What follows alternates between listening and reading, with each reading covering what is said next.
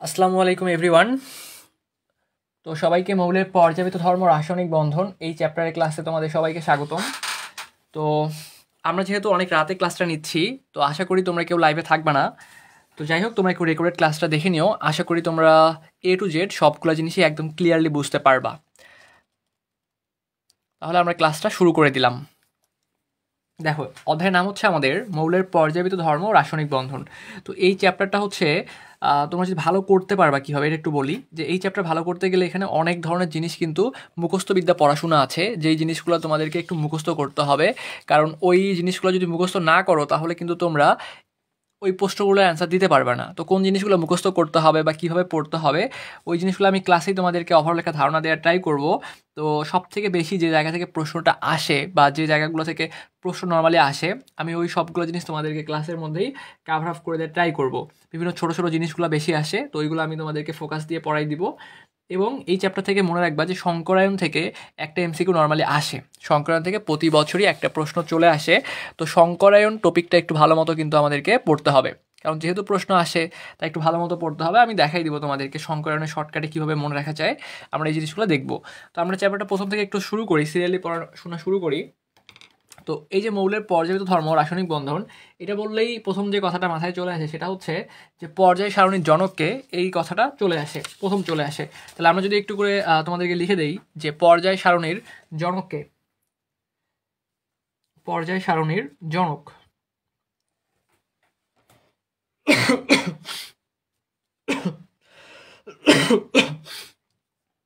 দুঃখিত। তাহলে একটু করে দেখো যে পর্যায় সারণীর জনক, আশা করি তোমরা সকলেই জানো এই কোশ্চিনটার অ্যান্সার। যারা যারা পারবা পরবর্তীতে কমেন্ট করবা তোমরা, ঠিক আছে? আমি তোমাদের কমেন্টগুলো চেক করব। পর্যায় সারণীর জনক, পর্যায় সারণীর জনক। তাহলে আমরা সবাই জানি যে মেন্ডেলিফকে পর্যায় সারণীর জনক বলা হয়। তাহলে এই যে পর্যায় সারণীর জনককে যে মেন্ডেলিফকে কি বলা হয়? মেন্ডেলিফকে কিন্তু পর্যায় সারণীর জনক বলা হয়। তাহলে একটু লিখে দিচ্ছি তোমাদেরকে,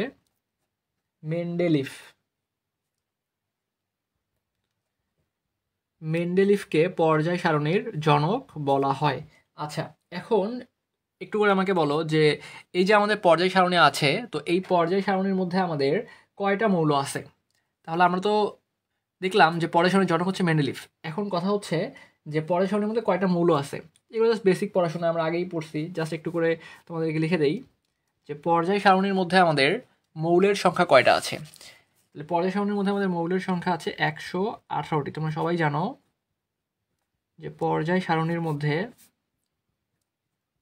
মৌলের সংখ্যা, তাহলে মৌলের সংখ্যা আছে কয়টা? মৌলের সংখ্যা আছে 118টি। তাহলে এই যে 118টি যে মৌল আছে,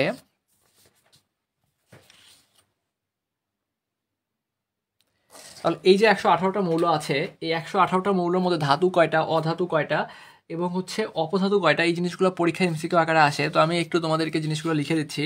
এই 118টা মৌলের মধ্যে মনে রাখবা, এই 118টা মৌলের মধ্যে মনে রাখবা 94টা ধাতু। কয়টা ধাতু? 94টি ধাতু। 94টি ধাতু। তাহলে এই 118টার মধ্যে 94টা ধাতু রয়েছে।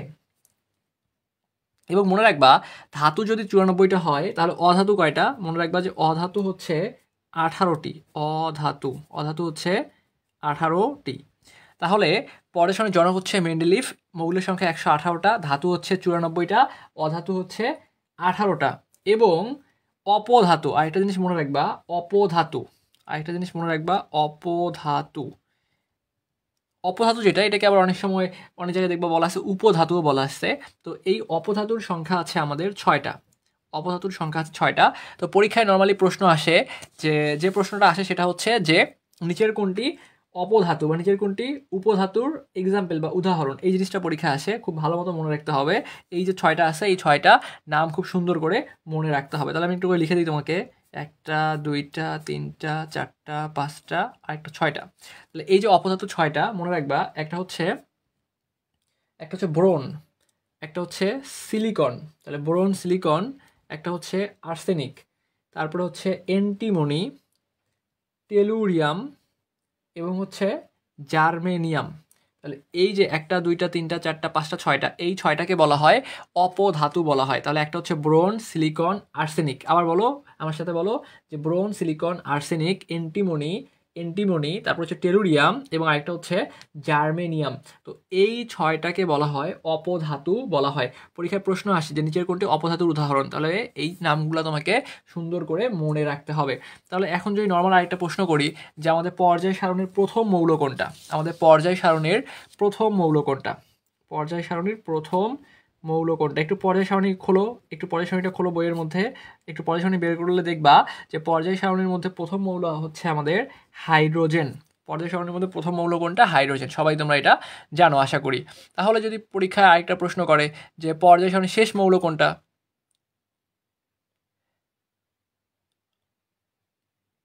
তাহলে পর্যায় সারণীর প্রথম মৌল হচ্ছে আমাদের হাইড্রোজেন। এবং যদি প্রশ্ন করি যে শেষ মৌল কোনটা,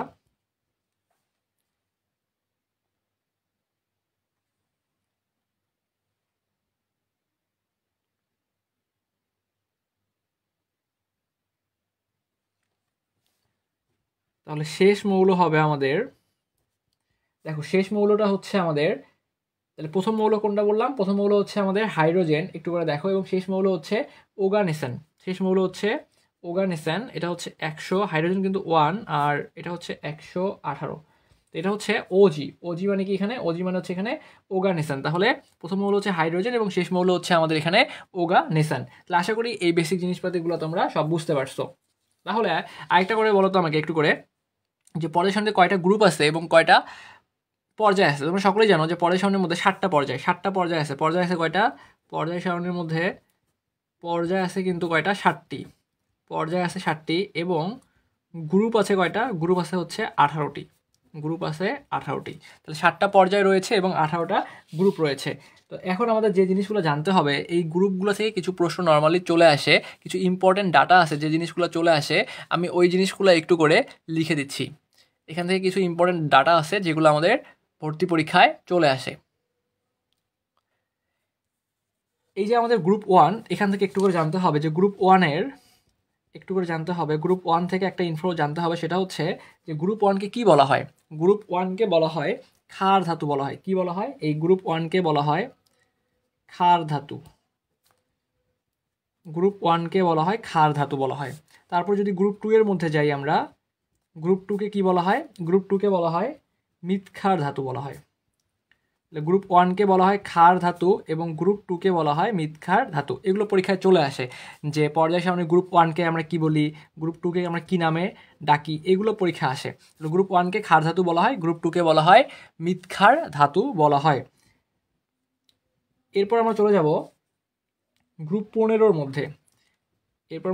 গ্রুপ 15-র মধ্যে প্রশ্ন করতে পারো, ভাই মাঝখানেরগুলো লিখলেন না কেন? মাঝখানেগুলো লাগবে না, যে জায়গাগুলো থেকে প্রশ্ন আসে আমরা সেই জায়গাগুলাই দেখতেছি, যে জায়গাগুলোতে স্পেশাল নাম আছে আমরা সেই জায়গাগুলাই কিন্তু দেখতেছি। তাহলে গ্রুপ 15-এর মধ্যে যদি চলে যাই, তো এই যে গ্রুপ 15, এই গ্রুপ 15-র মৌলগুলোকে বলা হয় নিক্টোজেন। কি বলা হয়? গ্রুপ 15-র মৌলগুলোকে বলা হয় নিক্টোজেন। তারপরে যদি চলে যাই গ্রুপ 16-এর মধ্যে, যদি চলে যাই গ্রুপ 16, গ্রুপ 16-এর মৌলগুলোকে বলা হয়, গ্রুপ 16-এর মৌলগুলোকে বলা হয় চালকোজেন। গ্রুপ 16-এর মৌলগুলোকে বলা হয় চালকোজেন। আশা করি তোমরা অনেকেই জানো গ্রুপ 16-এর মৌলগুলোকে বলা হয় চালকোজেন বলা হয়। তো এই যে চালকোজেন, এই কথাটার মানে অনেক সময় পরীক্ষায় চলে আসে যে চালকোজেন কথাটার অর্থ কি? এই চালকোজেন কথাটার অর্থ হচ্ছে আকরিক সংগ্রহকারী। এই চালকোজেন কথাটার অর্থ হচ্ছে আকরিক সংগ্রহকারী, আকরিক সংগ্রহকারী। তাহলে আমরা কি আলোচনা করলাম? জাস্ট নর্মাল কিছু জিনিস দেখলাম, যে পড়াশোনার জনকটাকে মেন্ডেলিভ, মৌলের সংখ্যা বলছিলাম, ধাতু 94টা, অধাতু 18টা, অপধাতু 6টা। এটা ভেরি ভেরি ইম্পর্টেন্ট। এখান থেকে একটা প্রশ্ন কমন পাওয়ার চান্স খুব বেশি, যে বলতে পারে নিচের কোনটি আমাদের অপধাতুর এক্সাম্পল। তাহলে কয়টা বলছি? বোরন 6টা। তাহলে বোরন, সিলিকন, আর্সেনিক, তারপর হচ্ছে এন্টিমনি, টেলুরিয়াম এবং হচ্ছে জার্মেনিয়াম। এই 6টা হচ্ছে আমাদের অপধাতু। তারপরে বলছিলাম প্রথম মৌল কোনটা, শেষ মৌল কোনটা? শেষ মৌল হচ্ছে এই যে খুবই ইম্পর্টেন্ট ওজি, বা যেটাকে তুমি বলতে পারো ওগানেসন। ঠিক আছে, আচ্ছা। এখন তারপরে এখানে যে জিনিসগুলো তোমাদেরকে লিখে দিছি সেটা হচ্ছে যে গ্রুপ 1 এর মৌলগুলো ক্ষার ধাতু, 2 মৃৎক্ষার, 15 হচ্ছে নিক্টোজেন, 16 হচ্ছে চালকোজেন বা আকরিক সংগ্রহকারী। আর দু একটা একটু করে জানতে হবে, পরীক্ষা আসে। এটা খুবই পপুলার, যে গ্রুপ 17টা খুবই পপুলার, এটা পরীক্ষা আসে। যে গ্রুপ 17 এর মৌলগুলোকে বলা হয় হ্যালোজেন। তোমরা সবাই এটা জানো আশা করি, যে গ্রুপ 17 এর মৌলগুলোকে বলা হয় হ্যালোজেন। এখান থেকে সবথেকে ইম্পর্টেন্ট যে ডাটা, যেটা পরীক্ষায় সবথেকে বেশি আসে, যে গ্রুপ 17 এর মৌলগুলোকে বলা হয় হ্যালোজেন বলা হয়। এখন কথা হচ্ছে যে এই যে হ্যালোজেন বললাম, এই গ্রুপ 17 এর মৌলগুলো হচ্ছে তীব্র জারক। এই গ্রুপ 17 এর মৌলগুলো হচ্ছে তীব্র জারক। কি বলছি, বা জারক না বিজারক বলছি, এটা মনে রাখো একটু করে।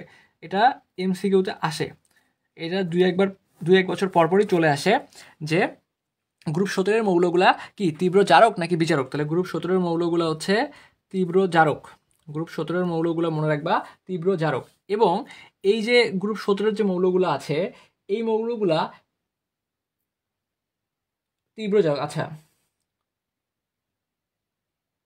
এবং আরেকটা ইনফো এখানে মনে রাখতে পারো, যে এই যে গ্রুপ 17 যে মৌলগুলো, এটা তো তীব্র জারক, পাশাপাশি আরেকটা কথা মনে রাখবা, যে সবচেয়ে কম তড়িৎ ধনাত্মক। এই যে গ্রুপ 17 যে মৌলগুলা, এরা হচ্ছে সবচেয়ে কম তড়িৎ ধনাত্মক। কারণ সব থেকে বেশি তড়িৎ ধনাত্মক কোনটা? প্রথম দিকের যে গ্রুপ 1 এর যে মৌলগুলা, এইগুলো কিন্তু হবে সবচেয়ে বেশি তড়িৎ ধনাত্মক। আর এইদিকে 17 নাম্বার গ্রুপের যে মৌলগুলা, এগুলো হচ্ছে সবচেয়ে কম তড়িৎ ধনাত্মক। তো এখন তোমরা বুঝতে পারতেছো না যে কোনটা তড়িৎ ধনাত্মক বেশি, কোনটা তড়িৎ ধনাত্মক কত কম। এখনো তো পড়াইনি, সামনে ওই জিনিসগুলো যখন পড়াবো তখন ওই জিনিসগুলো বুঝতে পারবা। বাট পড়ার প্রেক্ষিতে যেহেতু চলে আসছে, তাহলে আমি একটু লিখে দিচ্ছি, একটু মনে রাখবা যে এই গ্রুপ 17 এর মৌলগুলো হচ্ছে সবচেয়ে বেশি তড়িৎ ধনাত্মক মৌল। জাস্ট একটু মনে রাখো, পরবর্তীতে ক্লিয়ার হবে। জাস্ট আপাতত একটু মনে রাখো যে এই গ্রুপ 17 এর মৌলগুলো হচ্ছে সবচেয়ে কম তড়িৎ ধনাত্মক মৌল। সবচেয়ে কম তড়িৎ ধনাত্মক মৌল, সবচেয়ে কম তড়িৎ, সবচেয়ে কম তড়িৎ ধনাত্মক মৌল, সবচেয়ে কম তড়িৎ ধনাত্মক মৌল। তাহলে এই যে গ্রুপ 17 যে মৌলগুলো, এগুলো হচ্ছে সবচেয়ে কম তড়িৎ ধনাত্মক মৌল। আচ্ছা, তো আমি একটু আগে তোমাদেরকে বলছিলাম যে পর্যায় সারণীর মধ্যে কয়টা মৌল আছে? 118টা মৌল আছে। আচ্ছা, তো এই মৌলগুলোকে বিভিন্ন ভাগে ভাগ করা হয়, S block, P block, D block এবং এফ ব্লক, এরকম 4টা ভাগে ভাগ করা হয়েছে। আচ্ছা, সেই জিনিসগুলো আমি আলোচনা করব, বাট তার আগে আর কয়েকটা জিনিস একটু করে বলি, যেগুলো এমসিকিউতে সব থেকে বেশি আসে। যেমন এখানে কিন্তু একটা জিনিস পড়াই ফেলছি অলরেডি, অপধাতু পড়াই ফেলছি। এই যে অপধাতু পড়াই ফেলছি, অপধাতু 6টা। বারবার করে বলতেছি, মুখস্থ করো। Boron, silicon, arsenic, boron, silicon, arsenic, antimony, তারপর হচ্ছে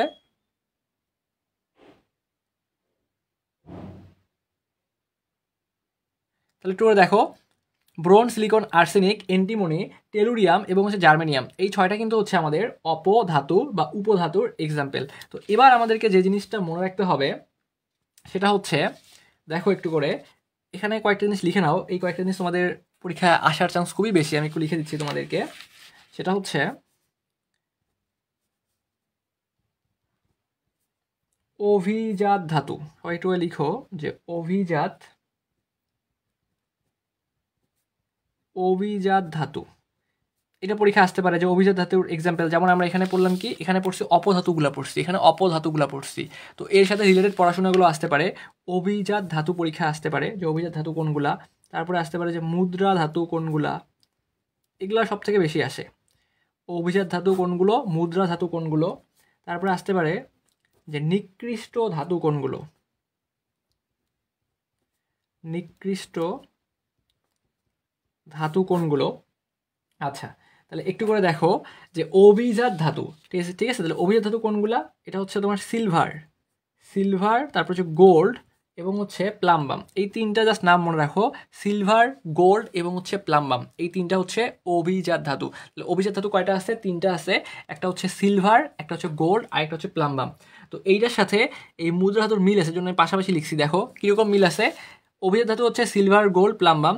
মুদ্রা ধাতুর মধ্যে মনে রাখবা যে এই যে সিলভার এবং এই যে গোল্ড, এটা নিচে থাকবে। তাহলে যে সিলভার এবং হচ্ছে গোল্ড, তাহলে এই সিলভার এবং গোল্ড এই দুটো একই সাথে অভিজাত ধাতু, একই সাথে হচ্ছে মুদ্রা ধাতু। তাহলে মুদ্রা ধাতু হচ্ছে সিলভার এবং গোল্ড, এর সাথে আরেকটা নাম মনে রাখবা, সেটা হচ্ছে কপার। আরেকটা হচ্ছে কপার, এই কপারও হচ্ছে কিন্তু মুদ্রা ধাতু। তাহলে কপারটা কি? কপারটা হচ্ছে কিন্তু মুদ্রা ধাতু। আবার নিকৃষ্ট ধাতু, কপার দেখো একই সাথে মুদ্রা ধাতু, এবং এই কপারটা হচ্ছে একই সাথে নিকৃষ্ট ধাতু। তাহলে কপারকে নিকৃষ্ট ধাতুও বলা হয়। তাহলে এখানে নিকৃষ্ট ধাতুর এক্সাম্পলের মধ্যে দেখো কপার হচ্ছে নিকৃষ্ট ধাতু, এর সাথে আরেকটা মনে রাখবা ফেরাস। তাহলে কপার এবং ফেরাস এই দুইটা হচ্ছে আমাদের নিকৃষ্ট ধাতু। এই দুটো কি ধাতু? এই দুটোকে বলা হচ্ছে নিকৃষ্ট ধাতু বলা হচ্ছে। এখন আমরা যে ওই যে 118টা মৌল দেখছিলাম, কয়টা মৌল? 118টা মৌল। এই 118টা মৌলের মধ্যে এই মৌলগুলোকে কয়েকটা ভাগে ভাগ করা হয়েছে। একটা হচ্ছে এস ব্লক মৌল, একটা হচ্ছে এস ব্লক মৌল, একটা হচ্ছে পি ব্লক মৌল, একটা হচ্ছে ডি ব্লক মৌল, এবং আরেকটা হচ্ছে এফ ব্লক মৌল। তাহলে একটা হচ্ছে S block, P block, D block এবং আরেকটা হচ্ছে এফ ব্লক মৌল। এরকম 4টা ভাগে ভাগ করা হয়েছে। তো সবথেকে বেশি পরীক্ষায় যে প্রশ্নটা আসে সেটা হচ্ছে যে এস ব্লক মৌলের সংখ্যা কয়টা, বা এস ব্লক মৌল কয়টা? এস ব্লক মৌল মনে রাখবা 14টা। এস ব্লক মৌল 14টা। পি ব্লক মৌল কয়টা? পি ব্লক মৌল হচ্ছে 36টা। পি ব্লক মৌল হচ্ছে 36টা। আসলে তোমাদেরকে একটু বইয়ে আমি দেখাই নিয়ে আসি। আমি একটু যদি তোমাদেরকে বোর্ড বইয়ে দেখাই তাহলে দেখো, এই যে আশা করি দেখা যাচ্ছে। তো এইখানে যদি তোমরা একটু করে দেখো যে এই যে এখানে এইগুলো যে এই যে মৌলগুলো, এগুলো কিন্তু আমাদের এস ব্লক মৌল, এবং জাস্ট এখানে এই যে এইদিকে আরেকটা মৌল আছে হিলিয়াম, এইগুলো সব এস ব্লক মৌল। এর পাশাপাশি হিলিয়ামটা যে এইদিকে চলে আসছে, হিলিয়ামটাও কিন্তু হচ্ছে আমাদের এস ব্লক মৌল। তোমরা সবাই জানো যে হিলিয়ামও হচ্ছে কিন্তু আমাদের এখানে এস ব্লক মৌল। আর তাছাড়া এই যে মৌলগুলো দেখতেছো এখানে কয়টা করে আছে? 2, 4, 6। এই যে 6টা, এখানে 6টা আছে, তাহলে এই 6, 6, 36টা। এই 36টা মৌল কিন্তু হচ্ছে, এই যে এই 36টা কিন্তু হচ্ছে আমাদের, এই 36টা হচ্ছে আমাদের পি ব্লক মৌল। কি মৌল? পি ব্লক মৌল। আর এখানে যে মৌলগুলো দেখতেছো এগুলো কিন্তু হচ্ছে আমাদের ডি ব্লক মৌল। আশা করি তোমরা সবাই জানো, তোমাদের সবাই পর্যায় সারণী দেখছো, তো পর্যায় সারণী একটু দেখে নিবা। আশা করি তোমরা এগুলো সবাই জানো। তাহলে এস ব্লক মৌলের সংখ্যা হচ্ছে আমাদের 14টা, পি ব্লক মৌল হচ্ছে 36টা, ডি ব্লক মৌলের সংখ্যা হচ্ছে 41টা। ডি ব্লক মৌল হচ্ছে 41টা এবং এফ ব্লক মৌলের সংখ্যা হচ্ছে 27টা। তো এটা বেশি আসে পরীক্ষায়, যে পরীক্ষা প্রশ্ন করবে যে ডি ব্লক মৌলের সংখ্যা কয়টা। তাহলে মনে রাখবা যে ডি ব্লক মৌলের সংখ্যা হচ্ছে 41টা, এবং এফ ব্লক মৌলের সংখ্যা যদি জানতে চায় তাহলে বলবা যে এফ ব্লক মৌলের সংখ্যা হচ্ছে 27টা। তো এই জিনিসগুলো যদি জানতে পারো তাহলে কিন্তু ঘুরে ফিরে এখান থেকে তোমাকে প্রশ্ন করবে যে পি ব্লক কয়টা, তারপরে ডি ব্লক কয়টা, তারপরে এস ব্লক কয়টা, এরকম কিন্তু প্রশ্ন প্রায় সময় চলে আসে। তো এই জিনিসগুলো একটু মুখস্থ করতে হবে বা মনে রাখতে হবে, তাহলে কিন্তু এই টাইপের কোশ্চেনগুলো আমরা ইজিলি অ্যান্সার করতে পারবো। তাহলে আসো আমরা একটু করে সামনের দিকে চলে যাই। আমরা যদি একটু করে সামনের দিকে চলে যাই তাহলে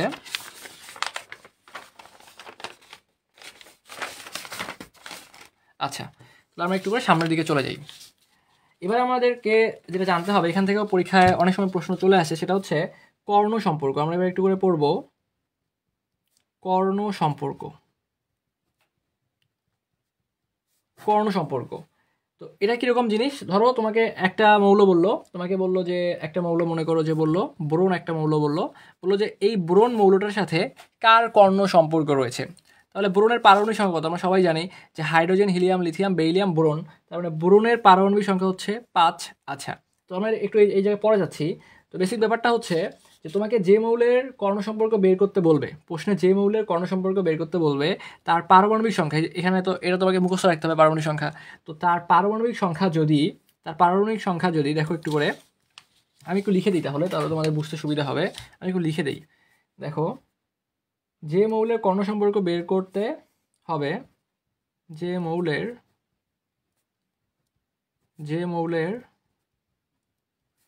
কর্ণ সম্পর্ক,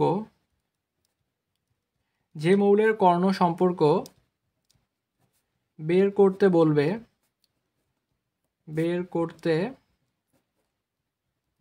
যে মৌলের কর্ণ সম্পর্ক বের করতে বলবে আমাদেরকে, যে মৌলের কর্ণ সম্পর্ক বের করতে বলবে তার পারমাণবিক সংখ্যা যদি, তার পারমাণবিক সংখ্যা যদি, তাহলে কি বললাম, যে মৌলের কর্ণ সম্পর্ক বের করতে বলবে তার পারমাণবিক সংখ্যাটা যদি, দুইটা কন্ডিশন আছে, যদি 9-এর বেশি হয়, যদি 9-এর বেশি হয় তাহলে আমাকে 9 বিয়োগ করতে হবে, আর যদি 9-এর কম হয় তাহলে 9 যোগ করতে হবে। এটা হচ্ছে একটা স্পেশাল শর্টকাট। তাহলে 1 নম্বর নিয়মটা হচ্ছে যদি 9-এর বেশি হয়, যদি 9-এর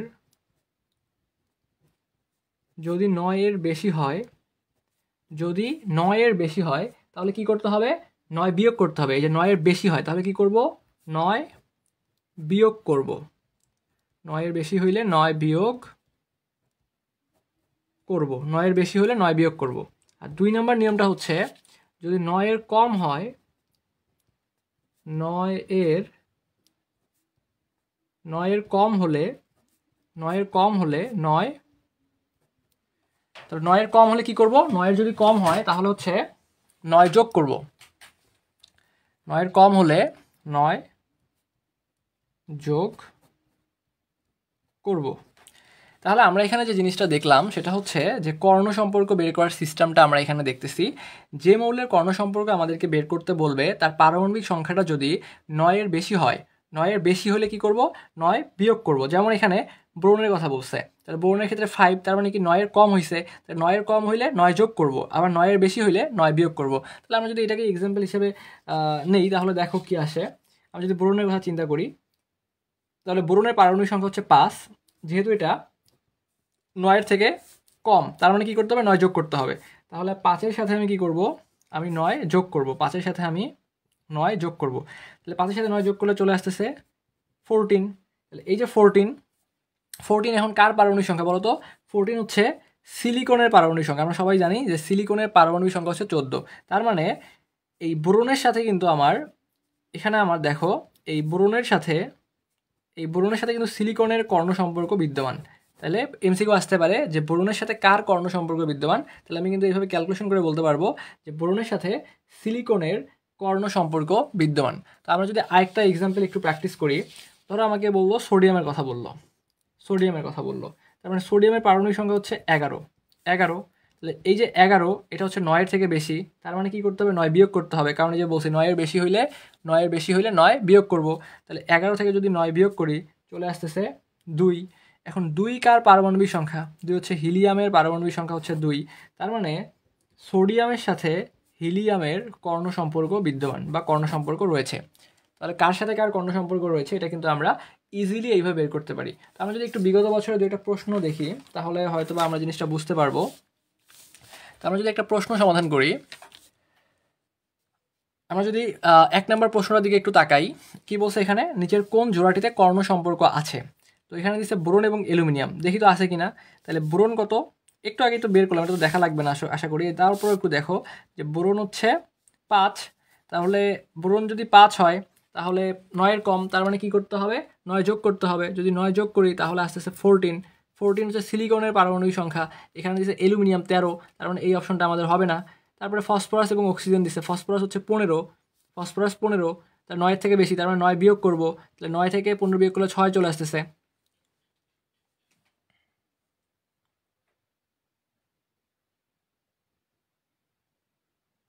তাহলে দেখো এখানে 6 চলে আসতেছে। যদি 6 আসে তাহলে কি হচ্ছে? 6 যদি আসে তাহলে 6 হচ্ছে তোমার কার্বনের পারমাণবিক সংখ্যা 6, আর অক্সিজেন হচ্ছে 8, তার মানে এটাও হচ্ছে না। পরে আসো হাইড্রোজেন এবং হিলিয়াম, তাহলে এখানে দেখো হাইড্রোজেনের হচ্ছে 1, তাহলে যদি 1 হয় তার মানে 9 থেকে ছোটো, মানে কি করতে হবে? আমাকে 9 যোগ করতে হবে। তাহলে 9 যদি যোগ করি 9 আর 1 হচ্ছে 10, 9 আর 1 হচ্ছে 10, তার মানে হিলিয়াম, এটাও মিলতেছে না। কার্বন আর ফসফরাস, তাহলে কার্বনের 6, 9 থেকে কম, তাহলে 9 থেকে যদি এটা কীভাবে দিচ্ছে এখানে দেখো কার্বন আর ফসফরাস, তাই না?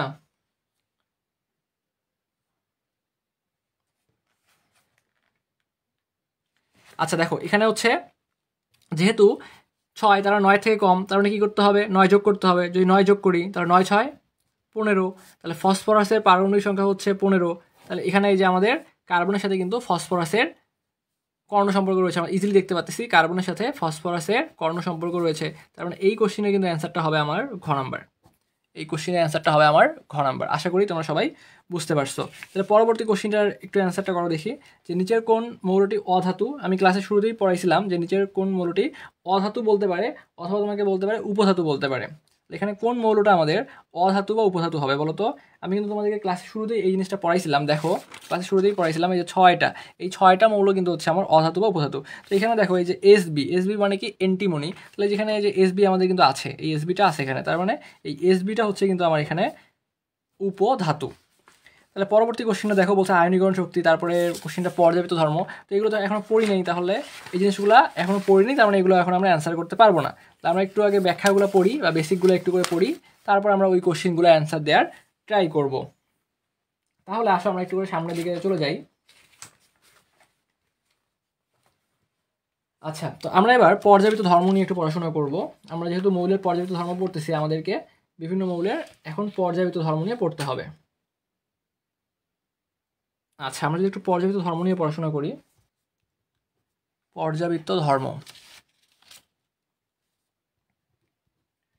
পর্যাবৃত্ত পর্যাবৃত্ত ধর্ম।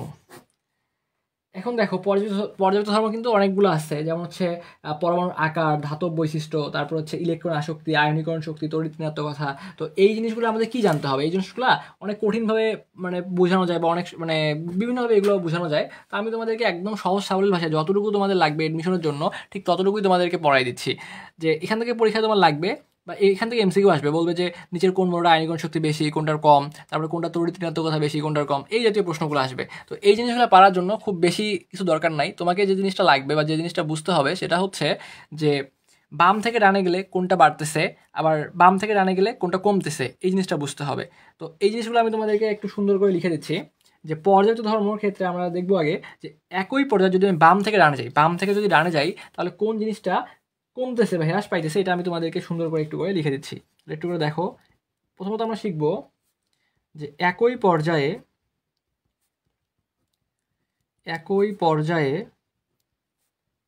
বাম হতে একই পর্যায়ে বাম হতে ডানে গেলে, একই পর্যায়ে বাম হতে ডানে গেলে কমে বা হ্রাস পায়। এটা একটু মনে রাখতে হবে তোমাকে, যে একটা পর্যায়ে যখন আমরা বাম থেকে ডানে যাব তখন আসলে কমে বা হ্রাস পায়। তাহলে একই পর্যায়ে বাম থেকে ডানে গেলে কমে বা হ্রাস পায়। এখন কোনটা কমতেছে এটা আমাকে জানতে হবে। তাহলে কমে বা হ্রাস পায় কোনটা, কোনটা কমতেছে বা হ্রাস পাইতেছে এটা আমাকে জানতে হবে। তাহলে মনে রাখবা যে পরমাণুর আকার পরমাণুর আকার পরমাণুর পরমাণুর আকার পরমাণুর আকার তো এই যে পরমাণুর আকার, এই পরমাণুর আকার হচ্ছে যে একই পর্যায়ের বাম থেকে ডানে গেলে হ্রাস পাবে।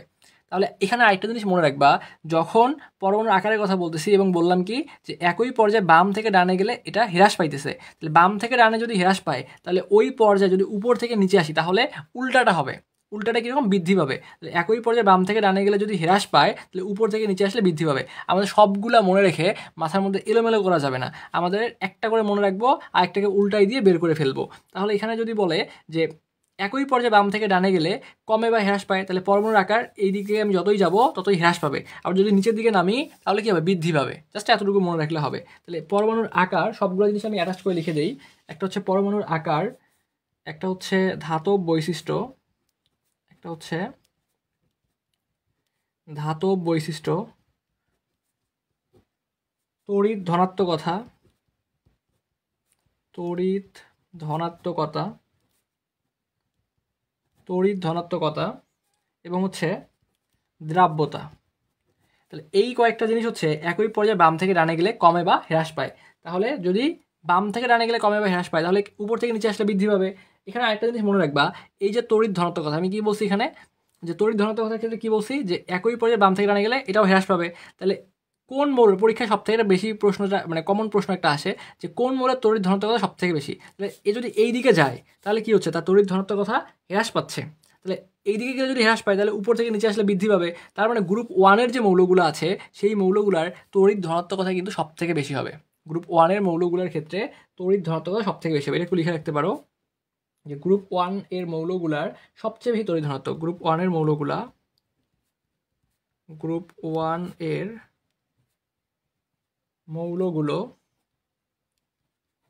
সবচেয়ে বেশি তড়িৎ ধনাত্মক, সবচেয়ে বেশি। একটু পরে আমরা এই টাইপের এমসিকিউ দেখবো কেন এটা সবচেয়ে বেশি তড়িৎ ধনাত্মক হচ্ছে। কারণ তুমি যদি এই দিকে যাও তাহলে কমতেছে, আবার নিচের দিকে আসলে বাড়তেছে। তো ওই যে আমাদের গ্রুপ ওয়ানের যে মৌলগুলো আছে, লিনাকে রুবি সাজাবে ফ্রান্সে, তো ওই মৌলগুলো হচ্ছে কিন্তু সবচেয়ে বেশি তড়িৎ ধনাত্মক। তাহলে আরেকটা কথা কিন্তু আমি ক্লাসের শুরুতে বলছিলাম যে কোন গ্রুপের মৌলগুলো সবচেয়ে কম তড়িৎ ধনাত্মক, এটা কিন্তু ক্লাসের শুরুতে বলছিলাম। ওই যে হ্যালোজেন গ্রুপ 17 মৌলগুলো কিন্তু সবচেয়ে কম তড়িৎ ধনাত্মক, আর গ্রুপ ওয়ানের মৌলগুলা সবচেয়ে বেশি তড়িৎ ধনাত্মক, সবচেয়ে বেশি তড়িৎ ধনাত্মক। আচ্ছা, আশা করি তোমরা এই জিনিসগুলা ক্লিয়ারলি বুঝতে পারছো। তাহলে আমরা যদি আরেকটু করে সামনের দিকে চলে যাই, তাহলে আমাদেরকে এখানে আরও কিছু জিনিস জানতে হবে। তাহলে আসো আমরা একটু করে সামনের দিকে চলে যাই। আচ্ছা, আমরা যদি একটু করে সামনের দিকে যাই, তাহলে এবার আমরা দেখব যে একই পর্যায়ে বাম থেকে ডানে গেলে বৃদ্ধি পায়। এর আগে দেখলাম হ্রাস পায়, আর এবার দেখব বৃদ্ধি পায়। তাহলে একই পর্যায়ে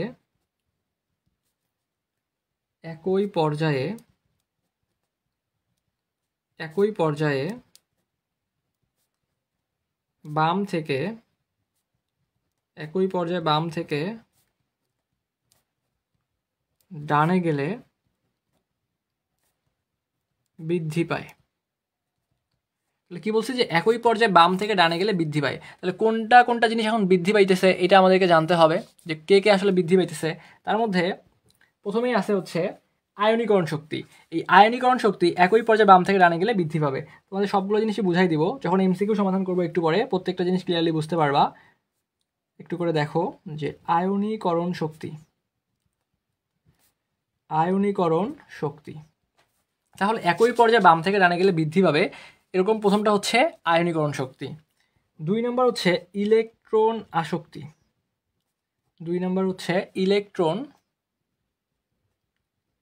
ইলেকট্রন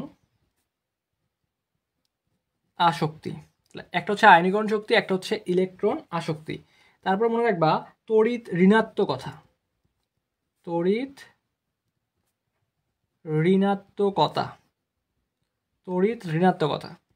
আরেকটা হচ্ছে অধাতব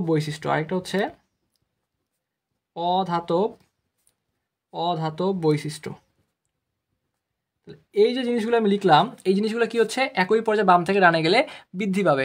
যেমন আমি যদি তোমাকে একটু এক্সাম্পল স্বরূপ বুঝাই, আমি তোমাকে ধরো আমি আয়নীকরণ শক্তিটা তোমাকে একটু দেখাই দিচ্ছি। সবগুলোর ক্ষেত্রেই সেম কথা, যে বাম থেকে ডানে গেলে বৃদ্ধি পাবে। তো আমি যদি তোমাকে দেখাই, ধরো কিছু মৌল নিলাম আমি, লিথিয়াম, তারপর হচ্ছে বেরিলিয়াম, ব্রোন, কার্বন, নাইট্রোজেন, অক্সিজেন এবং হচ্ছে ফ্লোরিন। আচ্ছা, তাহলে এই যে আমি মৌলগুলো লিখছি, এই মৌলগুলো কিন্তু আমাদের দ্বিতীয় পর্যায়ের মৌল। কোন পর্যায়ের মৌল? এগুলো কিন্তু আমার দ্বিতীয় পর্যায়ের মৌল। তুমি পর্যায় সারণী বেরগুলো দেখতে পারবা যে এই মৌলগুলো হচ্ছে আমাদের দ্বিতীয় পর্যায়ের মৌল। যেমন লিথিয়ামের পারমাণবিক সংখ্যা কত? 3, বেরিলিয়াম হচ্ছে 4, boron 5, carbon 6, nitrogen 7, oxygen 8, fluorine 9। তাহলে এই যে মৌলগুলো আমি লিখছি এখানে, এই সবগুলো মৌল কিন্তু হচ্ছে আমার দ্বিতীয় পর্যায়ের মৌল। Lithium, beryllium, boron, carbon, nitrogen, oxygen এবং হচ্ছে ফ্লোরিন। তাহলে আমরা কি বলছি নর্মাল নিয়ম, যে নর্মাল নিয়মে আমরা দেখলাম যে একই পর্যায়ে বাম থেকে ডানে গেলে বৃদ্ধি পায়। কি কি বৃদ্ধি পাবে? আয়নীকরণ শক্তি। যদি বলি যে এখানে আয়নীকরণ শক্তি কার বেশি, তোমরা কি বলবা? যে ফ্লোরিনের আয়নীকরণ শক্তি সব থেকে বেশি। কেন বেশি? কারণ বাম থেকে ডানে গেলে বৃদ্ধি পাচ্ছে, বলতে পারবা। কিন্তু এখানে সবই ঠিক আছে যে একই পর্যায়ে বাম থেকে ডানে গেলে বৃদ্ধি পাবে, এই কথাটা ঠিক আছে। কিন্তু সব জায়গায় কি হয়? একটু ব্যতিক্রম থাকে। তো এই জায়গার মধ্যে দুইটা জায়গায় ব্যতিক্রম আছে। এই যে বেরিলিয়াম আর এই যে বোরন, এই জায়গায় একটা ব্যতিক্রম আছে। আর নাইট্রোজেন এবং অক্সিজেন এই জায়গায় আর একটু ছোট্ট একটু ব্যতিক্রম আছে। তো নর্মালি সবগুলোর জন্য এটা প্রযোজ্য হবে যে তুমি বাম থেকে ডানে গেলে তোমার আয়নীকরণ শক্তি বৃদ্ধি পাবে, বা বাকি যে জিনিসগুলো আছে এগুলো বৃদ্ধি পাবে। কিন্তু এই আয়নীকরণ শক্তির ক্ষেত্রে, এই যে এই আয়নীকরণ শক্তি, দেখো একটু করে দেখা যাচ্ছে, এই যে আয়নীকরণ শক্তির ক্ষেত্রে একটা জায়গায় ব্যতিক্রম আছে। সেটা হচ্ছে এই যে একটা জায়গায় ব্যতিক্রম আছে, আর এই যে আরেকটা জায়গায় আমি বক্স করছি, এই দুটো জায়গায় ব্যতিক্রম আছে। নর্মালি কি বলছি? এই দিকে গেলে বৃদ্ধি পাবে। তাহলে সেক্ষেত্রে বেরিলিয়ামের থেকে বোরনের আয়নীকরণ শক্তি বেশি হওয়ার কথা ছিল, আবার নাইট্রোজেনের থেকে অক্সিজেনের বেশি হওয়ার কথা ছিল। কিন্তু এখানে একটা ব্যতিক্রম আছে, এখানে বোরনেরটা বেশি না হয়ে এখানে বেরিলিয়াম বেশি হবে এবং হচ্ছে বোরন কম হবে। এখানে অক্সিজেনের বেশি হওয়ার কথা ছিল, কারণ বাম থেকে ডানে গেলে তো বৃদ্ধি পাচ্ছে, এই দিকে বেশি হওয়ার কথা ছিল। কিন্তু সেক্ষেত্রে এখানে একটা ব্যতিক্রম আছে, অক্সিজেনের বেশি না হয়ে এখানে নাইট্রোজেনের বেশি হবে এবং অক্সিজেনের কম হবে। নাইট্রোজেনের আয়নীকরণ শক্তি বেশি হবে এবং অক্সিজেনের আয়নীকরণ শক্তি কম হবে। তো এই দুটো হচ্ছে ব্যতিক্রম। আর পরীক্ষায় কিন্তু ব্যতিক্রম জিনিসগুলোই বেশি দেয়। পরীক্ষায় কোন জিনিসগুলো বেশি দেয়? পরীক্ষায় কিন্তু ব্যতিক্রম জিনিসগুলাই বেশি দেয়। তার মানে এই জিনিসগুলো তোমাকে মনে রাখতে হবে, অবশ্যই তোমাকে মনে রাখতে হবে। তাহলে আসো আমরা এই টাইপের কিছু প্রবলেম সমাধান করি, তাহলে আমাদের এই জিনিসগুলো আমরা ক্লিয়ারলি বুঝতে পারবো। তো আমরা যদি কিছু প্রবলেম সমাধান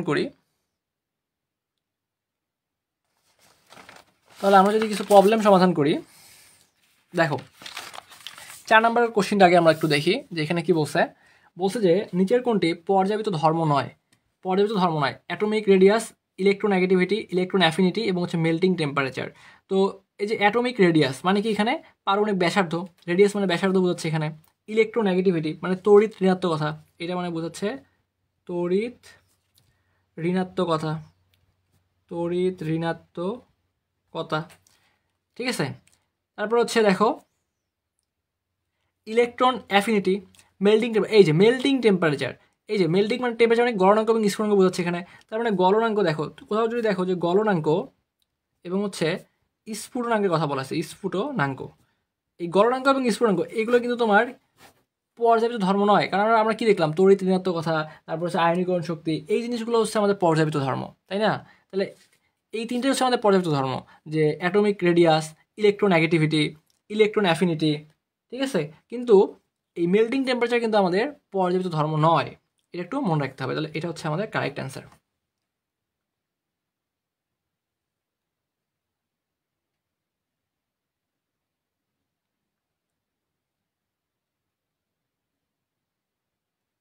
তাহলে আশা করি তোমরা এই কোশ্চেনটা বুঝতে পারছো। তাহলে পরবর্তী কোশ্চেন একটু করে দেখো কি বলছে এখানে। এখানে বলছে নিচের কোন মৌলটির আয়নীকরণ শক্তি সবচেয়ে কম। তাহলে আয়নীকরণ শক্তি সবচেয়ে কম, কী কী দেওয়া আছে দেখো তো, মৌলগুলো আগে দেখি। ম্যাগনেসিয়াম, তাহলে ম্যাগনেসিয়াম দেওয়া আছে। আচ্ছা মৌলগুলো আমি লিখি এখানে একটু করে। ম্যাগনেসিয়াম, তারপরে আছে সিলিকন। আচ্ছা আগে দেখো ম্যাগনেসিয়ামের পারমাণবিক সংখ্যা 12, সিলিকনের হচ্ছে 14, অ্যালুমিনিয়াম হচ্ছে 13, সোডিয়াম হচ্ছে 11। তার মানে 11, 12, 13, 14 একটু সাজাই লেখো তো, তাহলে কী আসে দেখো। সোডিয়াম 11, তারপর হচ্ছে ম্যাগনেসিয়াম 12, ম্যাগনেসিয়াম 12, তারপরে অ্যালুমিনিয়াম 13, অ্যালুমিনিয়াম হচ্ছে 13, এবং সিলিকন আছে SI, সিলিকন আছে 14। তার মানে সবগুলা হচ্ছে এখানে দেখো যে একই পর্যায়ের মূল্য, তাই না? একই পর্যায়ের মূল্য, সোডিয়াম, ম্যাগনেসিয়াম, অ্যালুমিনিয়াম, সিলিকন একই পর্যায়ের মধ্যে আছে। এখন বলছে যে নিচের কোন মৌলটির আয়নীকরণ শক্তি সবচেয়ে কম। তাহলে আমরা কি দেখছিলাম যে একই পর্যায়ের বাম থেকে ডানে গেলে যতই তুমি এই দিকে যাবা তত হচ্ছে বৃদ্ধি পাবে, তত আয়নীকরণ শক্তি কী হবে, বৃদ্ধি পাবে। তাহলে মানে এই দিকে গেলে যদি আয়নীকরণ শক্তি বৃদ্ধি পায়, তার মানে এই যে প্রথম দিকে যেটা আছে তার সবথেকে কম, এর থেকে এটা আয়নীকরণ শক্তি বেশি, এর থেকে এটা আয়নীকরণ শক্তি বেশি, এর থেকে আবার এইটার আয়নীকরণ শক্তি বেশি। তাহলে সবথেকে কম বলছে, কম কোনটার হবে? অবশ্যই সোডিয়ামের আয়নীকরণ শক্তি এখানে সবচেয়ে কম হবে। তার মানে এই কোশ্চেনের কারেক্ট আনসার হচ্ছে কিন্তু আমাদের সোডিয়াম, যে সোডিয়ামের আয়নীকরণ শক্তি কিন্তু এখানে সবচেয়ে কম। তাহলে এরকম যদি প্রশ্ন দেয় তাহলে পারতে হবে। নর্মালি এই প্রশ্নগুলো আসে যে কার আয়নীকরণ শক্তি বেশি, কার আয়নীকরণ শক্তি কম, এই টাইপের প্রশ্নগুলো আসে। তাহলে কার আয়নীকরণ শক্তি সবচেয়ে কম, এখানে কিন্তু সোডিয়ামের আয়নীকরণ শক্তি আমাদের সবচেয়ে কম। আচ্ছা তারপরে যদি আমরা পরবর্তী কোশ্চিনটা একটু করে দেখি, আমরা যদি পরবর্তী কোশ্চিনটা একটু করে দেখি যে এখানে কি বলছে দেখো, ডি ব্লকের প্রথম মৌল কোনটা। এটা খুবই ইম্পর্টেন্ট একটা কোশ্চিন, ভেরি ভেরি ইম্পর্টেন্ট একটা কোশ্চিন। নর্মালি এই কোশ্চিনগুলো পরীক্ষা আসে। তো দেখো ডি ব্লকের প্রথম মৌল কোনটা, আমরা সবাই কিন্তু এটা জানি, আমাকে জানতে হবে যে ডি ব্লকের প্রথম মৌল কিন্তু হচ্ছে স্ক্যান্ডিয়াম। স্ক্যান্ডিয়াম এই যে 21, এইটা থেকে কিন্তু আমাদের ডি ব্লকের মৌলগুলো শুরু হয়। তোমরা যদি একটু পর্যায় সারণী দেখো, বা আমি যদি তোমাদেরকে একটু দেখাই দেই, যে পর্যায় সারণীটা একটু দেখাই দেই, দেখো এই যে এখান থেকে কিন্তু আমাদের ডি ব্লকের মৌলগুলো শুরু হয়েছে, কারণ এইগুলো হচ্ছে আমাদের এস ব্লকের মৌল, যে এই জিনিসগুলো হচ্ছে আমাদের এস ব্লকের মৌল। তারপরে এই যে এই দিকের যে মৌলগুলো আছে, এই যে এই দিকের যে মৌলগুলো, এগুলো কিন্তু পি ব্লকের মৌল, আর এই যে মৌলগুলো এগুলো কিন্তু হচ্ছে আমাদের ডি ব্লকের মৌল। তাহলে এই যে ডি ব্লকের মৌলগুলোর মধ্যে প্রথম মৌলটাই দেখো কিন্তু হচ্ছে স্ক্যান্ডিয়াম। তাহলে পরীক্ষা যদি আসে যে ডি ব্লকের প্রথম মৌল কোনটা, স্ক্যান্ডিয়াম। যদি আসে যে পি ব্লকের প্রথম মৌল কোনটা, তাহলে পি ব্লকে যেগুলো পি ব্লকের মৌল, তাহলে পি ব্লকের প্রথম মৌল কিন্তু হচ্ছে বোরন। বুঝতে পারতেছো, পি ব্লকের প্রথম মৌল কিন্তু বোরন, আর ডি ব্লকের প্রথম মৌল কোনটা, স্ক্যান্ডিয়াম। এটা তোমাদেরকে মনে রাখতে হবে যে ডি ব্লকের প্রথম মৌল হচ্ছে স্ক্যান্ডিয়াম। তাহলে এই যে স্ক্যান্ডিয়াম দেখতেছো এখানে, এটা একটু মনে রাখবা যে ডি ব্লকের প্রথম মৌল কোনটা, স্ক্যান্ডিয়াম। স্ক্যান্ডিয়াম হচ্ছে ডি ব্লকের প্রথম মৌল। তাহলে পরবর্তী কোশ্চিনটার মধ্যে একটু দেখো, বলছে যে পর্যায় সারণীর কোন গ্রুপের মৌলগুলা তীব্র জারক। পর্যায় সারণীর কোন গ্রুপের মৌলগুলো তীব্র জারক, তাহলে কোন গ্রুপের মৌলগুলো তীব্র জারক হয়। একটু আগে আমরা দেখছিলাম যে পর্যায় সারণীর মধ্যে যে গ্রুপ 17 যে মৌলগুলো আছে, এই মৌলগুলোকে কি বলা হয় জানি, এই যে একটু আগে পড়াইছিলাম, একটু দেখাই দিই তোমাদেরকে। দেখো তো এই যে গ্রুপ 17 মৌলগুলোকে কি জানি বলা হয়, কি বলা হয় দেখো তো, কি বলা হয়, হ্যালোজেন বলা হয়। কি বলা হয়, হ্যালোজেন বলা হয়। এবং আমি বলছিলাম যে এই হ্যালোজেনগুলো হচ্ছে তীব্র জারক, তীব্র জারক, এই যে লিখে দিচ্ছিলাম তীব্র জারক। তো এখান থেকে একটা প্রশ্ন নর্মালি পরীক্ষা আসে যে পর্যায় সারণীর কোন গ্রুপের মৌলগুলো তীব্র জারক। তাহলে এই যে গ্রুপ 17 যে মৌলগুলো আছে, এই মৌলগুলোকে হ্যালোজেন বলা হয়, এই মৌলগুলোকে হ্যালোজেন বলা হয়, এবং এই মৌলগুলোই কিন্তু হচ্ছে আমাদের তীব্র জারক। এই মৌলগুলোই হচ্ছে আমাদের তীব্র জারক। তাহলে এইটার অ্যান্সার হবে কিন্তু আমাদের গ্রুপ 17। গ্রুপ 17 এই পর্যায়ের মৌলগুলো হচ্ছে তীব্র জারক। তাহলে পরবর্তী যদি আমরা আরেকটা কোশ্চেনের দিকে যাই, যেহেতু আমরা আয়নীকরণ শক্তি পড়লাম, তাহলে আয়নীকরণ শক্তি রিলেটেড আরেকটা প্রবলেম তোমাদেরকে দেই। বলো তো এটা কি হবে অ্যান্সার। এই 10 নম্বর কোশ্চেনের অ্যান্সারটা কি বলো দেখি, যে কোনটির আয়নীকরণ শক্তির মান সর্বনিম্ন? কোনটির আয়নীকরণ শক্তির মান সর্বনিম্ন? আমরা যদি এই কোশ্চেনে একটু সমাধান করি তাহলে আমরা দেখতে পারবো এখানে কি কি আছে। এখানে একটু দেখো তো, আয়নীকরণ শক্তির মান সর্বনিম্ন কিন্তু বলছে। তাহলে সোডিয়াম আছে, সোডিয়াম হচ্ছে 11, ম্যাগনেসিয়াম, তাহলে ম্যাগনেসিয়াম হচ্ছে 12, ম্যাগনেসিয়াম হচ্ছে 12। তারপরে এখানে আছে ক্যালসিয়াম, তাহলে আমরা জানি ক্যালসিয়াম কত, ক্যালসিয়াম কিন্তু হচ্ছে 20, ঠিক আছে। এবং আছে এখানে সিজিয়াম। তো আমরা যদি একটু পর্যায় সারণীতে তোমাদেরকে একটু করে নিয়ে যাই তাহলে তোমরা এই জিনিসটা ইজিলি বুঝতে পারবা।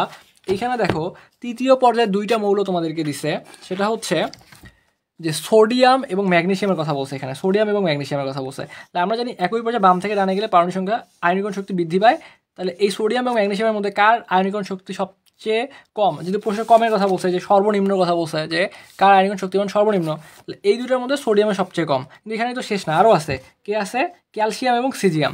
দেখো ক্যালসিয়াম হচ্ছে এই যে এখানে আছে, এবং সিজিয়াম হচ্ছে 55, যেটা 6 নম্বর পর্যায়ে আছে। 6 নম্বর পর্যায়ে আছে, আশা করি দেখা যাচ্ছে 6 নম্বর পর্যায়ে আছে। তাহলে দেখো এই যে সোডিয়ামের কথা বলছে, ম্যাগনেসিয়ামের কথা বলছে, ক্যালসিয়ামের কথা বলছে এবং হচ্ছে সিজিয়ামের কথা বলছে। তাহলে আমরা কি জানি, এই বাম থেকে ডানে গেলে আয়নীকরণ শক্তি বৃদ্ধি পাবে। তাহলে বাম থেকে ডানে গেলে আয়নীকরণ শক্তি বৃদ্ধি পাবে। তাহলে উপর থেকে নিচে আসলে আয়নীকরণ শক্তি হ্রাস পাবে। এইদিকে যদি বৃদ্ধি পায় তাহলে এইদিকে আসলে উল্টাটা হবে, হ্রাস পাবে। তাহলে সিজিয়াম দেখো একদম প্রথম গ্রুপের মধ্যে আছে এবং সব থেকে নিচে আছে। তাহলে অবশ্যই সিজিয়ামের এখানে আয়নীকরণ শক্তিটা সবচেয়ে বেশি হবে। কথা কি বোঝা যাচ্ছে? এদিকে গিয়ে আয়নীকরণ শক্তি বৃদ্ধি পাবে, এদিকে আয়নীকরণ শক্তি বৃদ্ধি পাবে, এদিকে আসলে কমবে। তাহলে এইদিকে একদম সবার নিচেই তো আছে সিজিয়াম, গ্রুপ একের মধ্যে সবার নিচে আসে সিজিয়াম। তার মানে এখানে কিন্তু আমাদের সিজিয়ামের ক্ষেত্রে আয়নীকরণ শক্তিটা হবে সবচেয়ে কম। তো আমাদের এই প্রশ্ন যেটা বলছে এখানে যে কোনটির আয়নীকরণ শক্তির মান সর্বনিম্ন, তাহলে এখানে যে সিজিয়াম দেখতে পারতেছি, এই সিজিয়ামের আয়নীকরণ শক্তির মান হবে সর্বনিম্ন। এখানে হবে সিজিয়াম অ্যান্সার, আমাদের কারেক্ট অ্যান্সার। তারপর এখানে আরেকটা কোশ্চেন বলছে যে কোন মৌলের পরমাণুর আয়নীকরণ শক্তি সবচেয়ে বেশি? কোন মৌলের পরমাণুর আয়নীকরণ শক্তি সবচেয়ে বেশি? তাহলে দেখো কি কি আছে এখানে। কার্বন, কার্বন কত? পারমাণবিক সংখ্যা 6, বোরন হচ্ছে 5, নাইট্রোজেন 7, অক্সিজেন 8। সাদা একটু লিখি, 5, 6, 7, 8।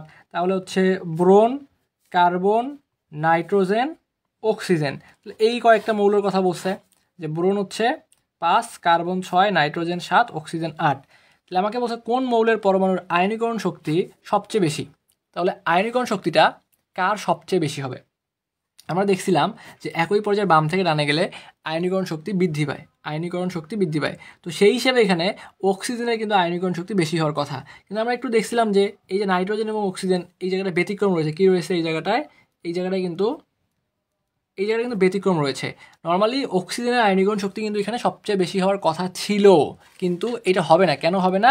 এই যে আমরা দুইটা ব্যতিক্রম দেখছিলাম, একটা দেখছিলাম কি বলো তো, হাইড্রোজেন, হিলিয়াম, লিথিয়াম, বেরিলিয়াম। ওই যে বেরিলিয়াম আর বোরনের মধ্যে একটা দেখছিলাম যে বোরনের বেশি হওয়ার কথা ছিল, কিন্তু এখানে বেরিলিয়ামটা বেশি হবে।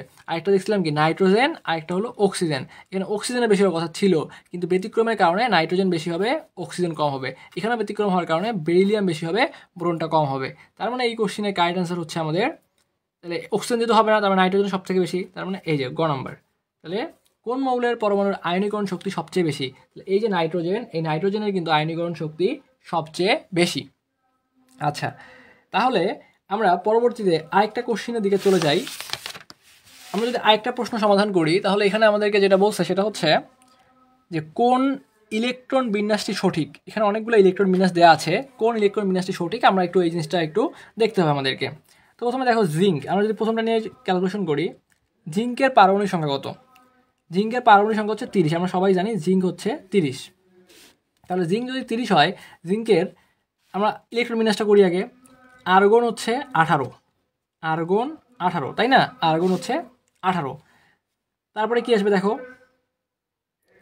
আর্গন যদি 18 হয় তাহলে আমরা লিখতে পারবো 3D এবং হচ্ছে 4S। তাহলে এখানে 18, এখানে যদি 2টা দিই তাহলে 18 আর 2টা হচ্ছে 20টা, আর এখানে যদি আমি 10টা দিই কয়টা হয় দেখো তো?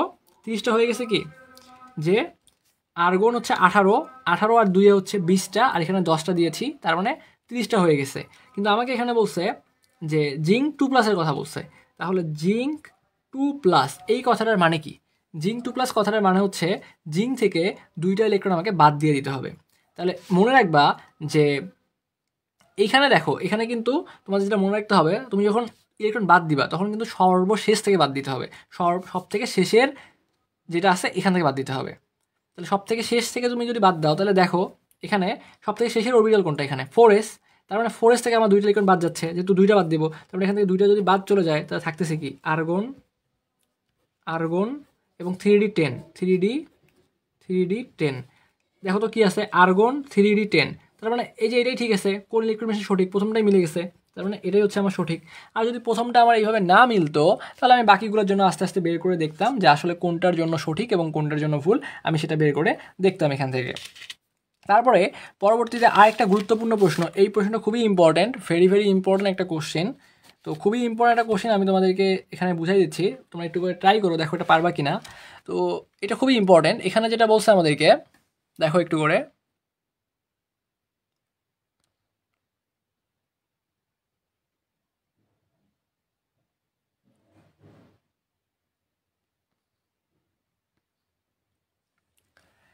তাহলে এখানে দেখো যে বিজোড় ইলেকট্রন সংখ্যার ক্রম কোনটা সঠিক, এখানে যেটা বলছে যে বিজোড় ইলেকট্রন সংখ্যার ক্রম কোনটা সঠিক, কি কি আছে এখানে দেখো তো, Mn2+, মানে ম্যাঙ্গানিজ 2+, ফ্রাস 2+, ক্রোমিয়াম 3+, আবার manganese chromium ফ্রাস, ফ্রাস chromium manganese, chromium manganese ফ্রাস, মানে তিনটা জিনিস দেওয়া আছে, ওই জিনিসগুলোকে এলোমেলো করে দিছে এখানে। তাহলে কি কি আছে, একটা আছে ম্যাঙ্গানিজ, একটা আছে হলো ম্যাঙ্গানিজ, তারপর হচ্ছে ফেরাস, তারপর হচ্ছে ক্রোমিয়াম, তারপর হচ্ছে ক্রোমিয়াম, তাহলে এই তিনটা জিনিস আমাদেরকে এখানে দিয়েছে।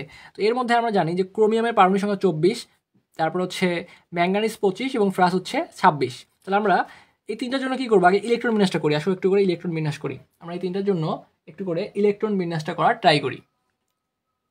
তাহলে এখানে ক্রোমিয়াম, ক্রোমিয়াম হচ্ছে আমাদের 24, তাহলে দেখো ক্রোমিয়াম 24 আমরা যদি ইলেকট্রন বিন্যাস করি তাহলে আমরা প্রথমে এখানে রাখতে পারবো আর্গন, আর্গন হচ্ছে 18, আর্গন হচ্ছে 18, বাকিটা লিখলাম না, অনেক সময় লাগবে, তাহলে আর্গন দিয়ে আমরা লিখলাম, তাহলে হয়ে গেছে, প্রথম 18টার জন্য আমাদের ইলেকট্রন বিন্যাস হয়ে গেল, তাহলে আর্গন 18, তারপর হচ্ছে 3d, তারপর হচ্ছে 4s। আচ্ছা, তাহলে এইখানে যদি আমার কয়টা চলে গেছে, 18টা, তাহলে 18টা এখানে যদি আমি দুইটা দিই তাহলে 18 আর 2 হচ্ছে 20টা, তারপরে এখানে যদি আমি 4টা দিই তাহলে কয়টা হয়ে গেছে, 24টা হয়ে গেছে। দেখো তো একটু যে এখানে দিছি 18টা, এখানে দিছি 2টা, 20টা, এখানে 4টা, 24টা, এটা কি হয়েছে, এটা কিন্তু হয় নাই, এটা কি হয়েছে, এটা কিন্তু হয় নাই, কেন হয় নাই বলো তো, আমরা জানি ডি এর মধ্যে তোমাকে অর্ধপূর্ণ বা পূর্ণ রাখতে হবে, মানে এখানে তোমাকে 5টা দিতে হবে বা 10টা দিতে হবে, তুমি এখানে 9টা রাখতে পারবে না এবং 4টাও রাখতে পারবে না, তাহলে কি হবে, এস থেকে কিন্তু একটা এখানে চলে আসবে, এস থেকে একটা এখানে চলে আসবে, তো সঠিকটা কি হবে, আর্গন 3d5 4s1, 4s1, তাই না, এটা হচ্ছে আমাদের ক্রোমিয়ামের ইলেকট্রন বিন্যাস। একইভাবে আমি যদি ম্যাঙ্গানিসের জন্য ইলেকট্রন বিন্যাস করি, ম্যাঙ্গানিসের জন্য ইলেকট্রন বিন্যাস করি, ম্যাঙ্গানিস 25, ম্যাঙ্গানিসের জন্য ইলেকট্রন বিন্যাস করি, তাহলে ম্যাঙ্গানিস ইলেকট্রন বিন্যাস করলে কি আসতেছে দেখো তো, এখানে থাকতেছে আর্গন, আর্গন 3d এবং হচ্ছে 4s, তার মানে আমি যদি এখানে দুইটা দেই তাহলে 18 আর 2 হচ্ছে 20টা, আর এখানে যদি আমি 5টা দিই তাহলে আমার 25টা হয়ে যাচ্ছে। তারপরে দেখো আমি যদি ফ্রাসের জন্য ইলেকট্রন বিন্যাসটা করি, ফ্রাস 26, তাহলে আর্গন 18, 3d4s, 18 আর 2 হচ্ছে 20টা, আর 6টা হচ্ছে 26টা। এখন কথা হচ্ছে আমাকে কিন্তু আমি বের করছি ক্রোমিয়াম ম্যাঙ্গানিজ ফ্রাসের জন্য বের করছি, ইলেকট্রন বিন্যাস করছি, কিন্তু প্রশ্ন যেটা বলছে সেটা হচ্ছে সবগুলোই দেখো ম্যাঙ্গানিজ 2+, ফ্রাস 2+, এবং ক্রোমিয়াম 3+, তার মানে ম্যাঙ্গানিজ 2+-এর জন্য বের করতে বলছে, ফ্রাস 2+-এর জন্য বের করতে বলছে, এবং ক্রোমিয়াম 3+-এর জন্য বের করতে বলছে। তাহলে এখন আমি কি করব, এখন আমাকে যে কাজটা করতে হবে এখান থেকে, যে ক্রোমিয়াম বের করছি, আমাকে বলছে ক্রোমিয়াম 3+-এর জন্য বের করতে, তাহলে আমি যদি ক্রোমিয়াম 3+টা বের করি, ক্রোমিয়াম 3+, মানে কি, যে ক্রোমিয়াম থেকে 3টা ইলেকট্রন বাদ দিতে হবে, তাহলে 3টা যদি আমি বাদ দেই তাহলে এখান থেকে তোমার হচ্ছে সর্বশেষ থেকে বাদ দিতে হবে, তার মানে এখান থেকে 2টা বাদ যাবে আর এখান থেকে একটা বাদ যাবে, তাহলে থাকতেছে কি, এখানে থাকতেছে হচ্ছে আর্গন 3d3, এখানে 2টা, এখান থেকে একটা বাদ গেছে, তার মানে 3d3। তারপরে এখানে আসো, ম্যাঙ্গানিসের ক্ষেত্রে আসো, বলছে ম্যাঙ্গানিস 2+, তাহলে ম্যাঙ্গানিস 2+ মানে কি, ম্যাঙ্গানিস থেকে 2টা ইলেকট্রন বাদ যাবে, তাহলে এই যে লাস্ট থেকে 2টা ইলেকট্রন বাদ যাবে, তাহলে থাকবে কি আর্গন 3d5, আর্গন 3d5। আচ্ছা, তারপরে ফ্রাসের ক্ষেত্রে আসো, ফ্রাস 2+-এর কথা বলছে, তারপরে ফ্রাস থেকে আমাদের কী করতে হবে, 2টা ইলেকট্রন বাদ দিতে হবে, 2টা যদি বাদ দেই তাহলে আর্গন 3d6, আর্গন এবং আছে 3d6। আচ্ছা, এখন আমাকে বলছে বিজোড় ইলেকট্রন সংখ্যার ক্রম কোনটা সঠিক, এখানে বলছে বিজোড় ইলেকট্রন সংখ্যার ক্রম। তাহলে দেখো আমরা জানি ডি এর মধ্যে কয়টা ঘর থাকে, ডি এর মধ্যে ঘর থাকে হচ্ছে 5টা, ডি এর মধ্যে ঘর থাকে কয়টা, 5টা ঘর থাকে, 1টা 2টা 3টা 4টা 5টা, এখানেও এর জন্য 5টা ঘর, তাহলে এখানেও ডি অরবিটাল আছে, তার মানে এখানেও 5টা ঘর থাকবে, 1টা 2টা 3টা 4টা 5টা, এখানেও ডি আছে, তার মানে এখানেও কয়টা ঘর থাকবে, 5টা ঘর থাকবে। এবং আমরা জানি 1 2 3 4 5টা, আমরা জানি প্রতিটা করে ঘরের মধ্যে 2টা করে ইলেকট্রন থাকতে পারে। তাহলে এখানে কয়টা আছে দেখো তো, ডি এর মধ্যে 3টা আছে, তার মানে একটা একটা করে দিতে হবে আগে, তাহলে একটা দিলাম, একটা দিয়ে দিলাম, আরেকটা দিয়ে দিলাম, 3টা দিলাম। এখন এখানে ডি এর মধ্যে কয়টা আছে, এখানে ডি এর মধ্যে 5টা আছে, তার মানে 1টা 2টা 3টা 4টা 5টা। এখানে ডি এর মধ্যে কয়টা আছে, 6টা আছে, তার মানে প্রথমে একটা একটা করে দিব, 1টা 2টা 3টা 4টা 5টা। তাহলে একটা একটা করে দেওয়ার পরে দেখলাম যেখানে আরও একটা 6টা বাকি আছে, তাহলে সেটা পরবর্তীতে এইভাবে বিপরীত দিকে দিতে হবে। তার মানে প্রথমে ছিল 3টা, একটা একটা করে দিছি, আরও 2টা ফাঁকা আছে এখানে, 5টা ছিল, একটা একটা করে দিছি, কমপ্লিট হয়ে গেছে, 6টা আছে, একটা একটা করে দেওয়ার পরে আরও একটা বাকি ছিল, প্রথমে দিয়ে দিছি। তাহলে এখন আমাকে বলছে যে বিজোড় ইলেকট্রন কয়টা আছে, মানে বিজোড় ইলেকট্রন কার বেশি বা কার কম আছে। তাহলে দেখো এই যে ক্রোমিয়ামের ক্ষেত্রে বিজোড় ইলেকট্রন কয়টা, 1টা 2টা 3টা, তার মানে এখানে বিজোড় ইলেকট্রন 3টা। এখানে কয়টা, 1টা 2টা 3টা 4টা 5টা, তারপরে ম্যাঙ্গানিজের ক্ষেত্রে বিজোড় ইলেকট্রন হচ্ছে 5টা। ফ্রাসের ক্ষেত্রে কয়টা, এটা তো জোড় ইলেকট্রন, তার মানে বিজোড় কয়টা, 1টা 2টা 3টা 4টা, এখানে আসতেছে 4টা। তাহলে যদি আমি সিরিয়ালটা সাজাই এখন, তাহলে প্রথমে আসবে কোনটা, প্রথমে কোনটা আসবে বলো তো, যে কার ক্রম কোনটা কোনটা আগে আসবে। তাহলে এই যে এখানে 5টা আছে, ম্যাঙ্গানিজ 5টা আছে, তার মানে এটা সবার আগে যাবে, তার মানে সবার আগে আসবে ম্যাঙ্গানিজ 2+। তারপরে আসবে কোনটা, 4টা, 4টা কার, ফ্রাস, তার মানে আসবে ফ্রাস 2+। তারপরে কারটা আসবে এই যে ক্রোমিয়ামের 3টা আছে, তার মানে ক্রোমিয়াম 3+, তার মানে আসবে ক্রোমিয়াম 3+।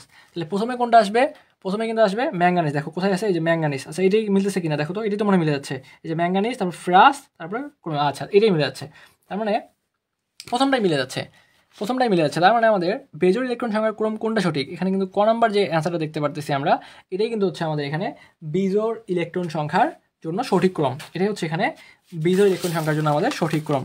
আশা করি তোমরা এই প্রবলেমগুলো বুঝতে পারছো। তাহলে আসো একটা প্রবলেম দেখি এখানে কি বলছে। তো বলছে এখানে যে নিচের কোনটি প্যারাম্যাগনেটিক। যদি এই টাইপের প্রশ্নগুলো আসে যে নিচের কোনটি প্যারাম্যাগনেটিক বা নিচের কোনটি ফেরোম্যাগনেটিক বা নিচের কোনটি ডায়াম্যাগনেটিক, এই টাইপের প্রশ্ন একটা পরীক্ষা বেশি বেশি আসে, এগুলো ভেরি ভেরি ইম্পর্টেন্ট, এগুলো অনেক বেশি পরীক্ষা আসে। তো এই টাইপের প্রবলেমগুলো আমরা কীভাবে বুঝতে পারবো যে কোনটা প্যারাম্যাগনেটিক। আমি একটু শর্টকাট লিখে দিচ্ছি তোমাদেরকে, একটু শর্টকাট লিখে দিচ্ছি, ব্যাখ্যাটা লিখে দিচ্ছি যে প্যারাম্যাগনেটিক, প্যারাম্যাগনেটিক, প্যারাম্যাগনেটিক কোনগুলো, প্যারাম্যাগনেটিক কোনগুলো মনে রাখবা যে প্যারাম্যাগনেটিক চেনার উপায় হচ্ছে যে বিজোড় ইলেকট্রন থাকবে। এটা শর্টকাট চেনার উপায় হচ্ছে কীভাবে চিনব, বিজোড় ইলেকট্রন থাকবে, বিজোড় ইলেকট্রন থাকবে। তাহলে প্যারাম্যাগনেটিক চেনার উপায়টা হচ্ছে যে বেজোড় ইলেকট্রন থাকবে।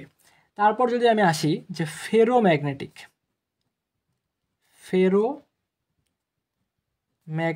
ফেরোম্যাগনেটিক, তাহলে ফেরোম্যাগনেটিক কীভাবে বুঝবো, ফেরোম্যাগনেটিকের শর্টকাটটা হচ্ছে এটা মনে রাখবা, ফেনিকো, এই কথাটা দিয়ে মনে রাখবা, একদম সিম্পল, ফেনিকো এই কথাটা দিয়ে ফেরোম্যাগনেটিকের এক্সাম্পলগুলো মনে রাখবা। তাহলে ফে দিয়ে মনে রাখবা ফেরাস, নি দিয়ে মনে রাখবা নিকেল, কো দিয়ে হচ্ছে কোবাল্ট। তাহলে এই যে ফেরাস, নিকেল এবং হচ্ছে কোবাল্ট, এই তিনটা হচ্ছে আমাদের ফেরোম্যাগনেটিকের উদাহরণ। তাহলে প্যারাম্যাগনেটিকের উদাহরণ মনে রাখবা কীভাবে, বিজোড় ইলেকট্রন থাকবে।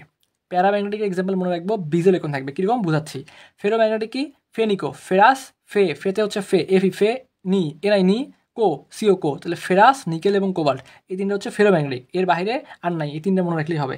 আরেকটা আসতেছে ডায়াম্যাগনেটিক, আরেকটা আসতেছে ডায়াম্যাগনেটিক। তাহলে দেখো ডায়াম্যাগনেটিক, এখন ডায়াম্যাগনেটিক কীভাবে মনে রাখবা, যে এইখানে দেখো প্যারাম্যাগনেটিকের ক্ষেত্রে বেজোড় ইলেকট্রন থাকবে, কিন্তু ডায়াম্যাগনেটিকের ক্ষেত্রে বিজোড় ইলেকট্রন থাকবে না। তাহলে প্যারাম্যাগনেটিকের ক্ষেত্রে বেজোড় ইলেকট্রন থাকবে, কিন্তু ডায়াম্যাগনেটিকের ক্ষেত্রে বিজোড় ইলেকট্রন থাকবে না। এখন দেখো এখানে বলছে যে নিচের কোনটি প্যারাম্যাগনেটিক, তাহলে আমি কি দেখব যে প্যারাম্যাগনেটিক মানে কি, যে বিজোড় ইলেকট্রন থাকবে, কি থাকবে, বিজোড় ইলেকট্রন থাকবে। তাহলে তুমি যদি এখানে ইলেকট্রন বিন্যাসটা করে করো, তাহলে দেখো কি আসে, একটু ইলেকট্রন বিন্যাসগুলো করো দেখি কি আসে। যদি আমি জিঙ্কের জন্য বের করি, একটু আগে দেখলাম জিঙ্ক হচ্ছে 30, তাহলে কত আসবে এখানে, আর্গন হচ্ছে 18, আর্গন 18, এবং এখানে আসবে 3D10 4s2, এটা হচ্ছে জিঙ্কের ইলেকট্রন বিন্যাস। কপারের ক্ষেত্রে যদি তুমি করো, কপার হচ্ছে 29, তাহলে আসবে হচ্ছে আর্গন 18, আর্গন 18, তাহলে 3D10 4s1। দেখো তারপরে দেখো আমি বাকিগুলো করতেছি, বাকিগুলো লাগবে না, আর দেখো কেন লাগবে না, এখানে জিঙ্কের ক্ষেত্রে তুমি দেখো যে এখানে 10 2, তার মানে এখানে কোনো বিজন নাই, কিন্তু কপারের ক্ষেত্রেই দেখো এই যে এখানে 10টা, এখানে একটা, তার মানে এই যে কিন্তু এখানে কিন্তু তোমার বিজোড় ইলেকট্রন চলে আসতেছে। কারণ দেখো কপারের ক্ষেত্রে আর্গন 18, আর এখানে 10 কত হয় 18 আর 10 হচ্ছে এখানে 28, আর এই যেখানে 1 29টা। তার মানে এই যে একটা, এই যে এখানে একটা, এটাই তো বিজোড় ইলেকট্রন এখানে, এই যে একটা এটাই তো বিজোড়। তার মানে এই যে কপারের ক্ষেত্রে বিজোড় ইলেকট্রন আছে, তার মানে কি যে বিজোড় ইলেকট্রন থাকলে কি হবে, প্যারাম্যাগনেটিক হবে। তার মানে নিচে কোনটা প্যারাম্যাগনেটিক, তাহলে এখানে কোনটা হবে, এই যে কপার। এখানে কিন্তু কপার হবে আমাদের প্যারাম্যাগনেটিক। কি হবে, কপার হচ্ছে এখানে কিন্তু আমাদের প্যারাম্যাগনেটিক হবে। তাহলে আশা করি তোমরা এই টাইপের প্রবলেমগুলো সামনে আসলে পারবা, যে কোনটা ডায়াম্যাগনেটিক কোনটা প্যারাম্যাগনেটিক, এই টাইপের প্রশ্নগুলো আসলে তোমরা ইজিলি অ্যান্সার করতে পারবা। তো আমরা যদি একটু করে সামনের দিকে চলে যাই, একটু করে যদি সামনের দিকে চলে যাই, তো আরেকটা প্রবলেম এখানে আছে। দেখো এই প্রবলেমটা আমরা একটু করে সমাধান করব। 14 নম্বর প্রবলেমটা আমরা একটু করে সমাধান করব। এখানে কি বলছে দেখো একটু করে, যে বলছে সবচেয়ে বেশি তড়িৎ ধনাত্মক মৌল কোনটা। তড়িৎ ধনাত্মক মৌলের কথা বলছে। কি বলছে, যে সবচেয়ে বেশি তড়িৎ ধনাত্মক মৌল কোনটা।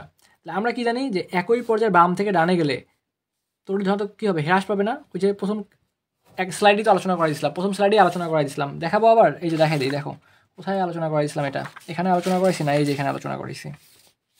এই যে পর্যায়বৃত্ত ধর্ম, কি বলছিলাম, যে একই পর্যায়ে বাম থেকে ডানে গেলে হ্রাস পাবে বা কমে কোনটা, তড়িৎ ধনাত্মক কথা। মানে এই দিকে যত যাবো তত হচ্ছে হ্রাস পাবে। তার মানে এই দিকে যেগুলো আছে, মানে প্রথমের দিকে এই দিকের মানে গ্রুপগুলো যেগুলো আছে এগুলোর ক্ষেত্রে কী হবে, বেশি থাকবে। আর এই দিকে যত যাবো তত কী হবে, হ্রাস পাবে বা কমে যাবে। তাহলে সেই জিনিসটাই আমি যদি এখানে একটু করে দেখি, যে এখানে কী বলছে, যে সবচেয়ে বেশি তড়িৎ ধনাত্মক মৌল কোনটা। দেখো এখানে কী কী আছে, অ্যালুমিনিয়াম, অ্যালুমিনিয়াম হচ্ছে 13, পটাশিয়াম, ম্যাগনেসিয়াম, ক্যালসিয়াম, তাই না। তাহলে একটু করে দেখো, আমি তোমাকে একটু পর্যায় সারণী বের করে দেখাই, তাহলে তোমার এই জিনিসগুলো ক্লিয়ারলি তোমরা বুঝতে পারবা। দেখো একটু পর্যায় সারণী বের করে তোমাদেরকে দেখাচ্ছি। বলতে সবচেয়ে বেশি তড়িৎ ধনাত্মক মৌল কোনটা, তাহলে দিচ্ছে অ্যালুমিনিয়াম। দেখো অ্যালুমিনিয়াম কোথায় আছে, অ্যালুমিনিয়াম কিন্তু আছে হচ্ছে আমাদের, দেখো তো এই যে অ্যালুমিনিয়াম হচ্ছে কত, 13, তাই না। তার মানে অ্যালুমিনিয়াম আছে হচ্ছে এই যে এখানে, দেখা যাচ্ছে, এই যে অ্যালুমিনিয়াম আছে আমাদের এই জায়গার মধ্যে 13 নম্বর এখানে আছে। তারপরে দেখো পটাশিয়াম, পটাশিয়াম আছে কোথায়, এখানে।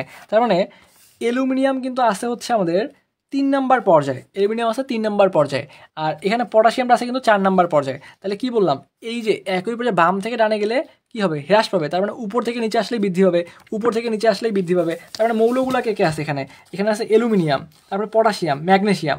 তাহলে ম্যাগনেসিয়ামের ক্ষেত্রে খেয়াল করো, ম্যাগনেসিয়ামের ক্ষেত্রে খেয়াল করো, ম্যাগনেসিয়াম কিন্তু আমাদের আছে 3 নম্বর পর্যায়ে আছে, আর পটাশিয়াম কিন্তু আছে 4 নম্বর পর্যায়ে। আবার ক্যালসিয়াম কিন্তু আছে কয় নম্বর পর্যায়ে, ক্যালসিয়াম কিন্তু আছে আমাদের হচ্ছে 4 নম্বর পর্যায়ে। ক্যালসিয়ামও আছে 4 নম্বর পর্যায়ে, তুমি একটু সাজালে দেখতে পারবা। পটাশিয়াম যদি লিখে দিই এখানে, পটাশিয়াম হচ্ছে 19, ম্যাগনেসিয়াম হচ্ছে 12 এবং ক্যালসিয়াম কিন্তু হচ্ছে 20। তার মানে প্রথম দিকে দেখো, আমি যদি তোমাকে একটু লিখে দেখাই তাহলে দেখবা যে এই যে অ্যালুমিনিয়াম, এই যে অ্যালুমিনিয়াম, এই অ্যালুমিনিয়াম কয় নম্বর পর্যায়ে আছে, অ্যালুমিনিয়াম কিন্তু হচ্ছে আমাদের 3 নম্বর পর্যায়ে আছে, এটা আমাদের 3 নম্বর পর্যায়ে আছে। 4 নম্বরে আসো, 4 নম্বরে কে কে আছে, 4 নম্বরে এখানে দেখো এই যে পটাশিয়াম, এই পটাশিয়াম কিন্তু 4 নম্বর পর্যায়ে আছে। তারপরে এই যে ম্যাগনেসিয়াম, এ কিন্তু আবার 3 নম্বর পর্যায়ে আছে। তার মানে অ্যালুমিনিয়ামের আগে কিন্তু আছে ম্যাগনেসিয়াম, তারপরে হচ্ছে অ্যালুমিনিয়াম। 4 নম্বরের ক্ষেত্রে তুমি যদি দেখো, তোমাকে সাজাই নিতে হবে, এই জিনিসগুলো তোমাকে সাজাই নিয়ে ক্যালকুলেশন করতে হবে। 4 নম্বরের ক্ষেত্রে দেখো পটাশিয়াম আছে এবং ম্যাগনেসিয়াম আছে, পটাশিয়াম আছে ও ম্যাগনেসিয়াম তো উপরে চলে গেছে, তাই না। তাহলে এটা তো 3 নম্বর পর্যায়ের মৌল। তাহলে 4 নম্বরে কে কে আছে, পটাশিয়াম আছে এবং একটা আছে ক্যালসিয়াম। তাহলে পটাশিয়াম হচ্ছে 19, তাহলে এটা যদি 19 হয় তাহলে পাশে থাকবে 20 ক্যালসিয়াম, তাই না। আচ্ছা, এরকম এরকম থাকবে। এখন আমাকে এখানে যেটা বলছে সেটা হচ্ছে যে সবচেয়ে বেশি তড়িৎ ধনাত্মক মৌল কোনটা। তার মানে এই দিকে গেলে তো হ্রাস পাবে, আর এই যে উপর থেকে নিচে আসলে বৃদ্ধি হবে। তার মানে যে নিচের দিকে থাকবে সেই কিন্তু হচ্ছে আমার এখানে সবচেয়ে বেশি তড়িৎ ধনাত্মক মৌল, সবচেয়ে বেশি কী হবে, তড়িৎ ধনাত্মক মৌল।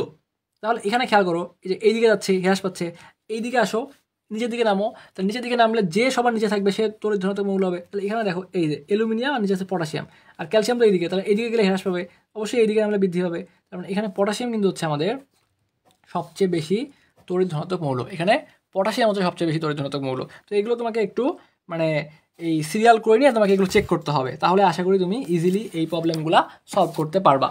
তাহলে পরবর্তী কোশ্চিনটা একটু দেখো, পরবর্তী কোশ্চিন আমাদেরকে কি বলছে, পরবর্তী কোশ্চিন আমাদেরকে বলছে যে আর্গন বলছে, আর্গন 4d1 5s2 ইলেকট্রন বিন্যাস বিশিষ্ট মৌলটি কোন শ্রেণীভুক্ত। এটা কোন শ্রেণীভুক্ত, এটা শর্টকাট টেকনিক তোমাকে আমি শেখাই দেই।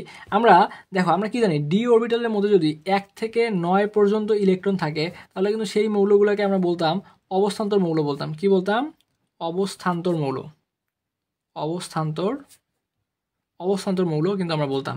তো এখানে দেখো ওই যে একটা ইলেকট্রন আছে 1 থেকে 9 পর্যন্ত থাকলে আমরা বলতে পারবো অবস্থান্তর মৌল। তাহলে শর্টকাটে আমরা বলতে পারি এটা ক্ষার ধাতু হবে না, অবস্থান্তর মৌল। হ্যাঁ, তাহলে এটাই কিন্তু হবে আমাদের অবস্থান্তর মৌল। নিষ্ক্রিয় হবে না, আন্ত অবস্থান্তর হবে না।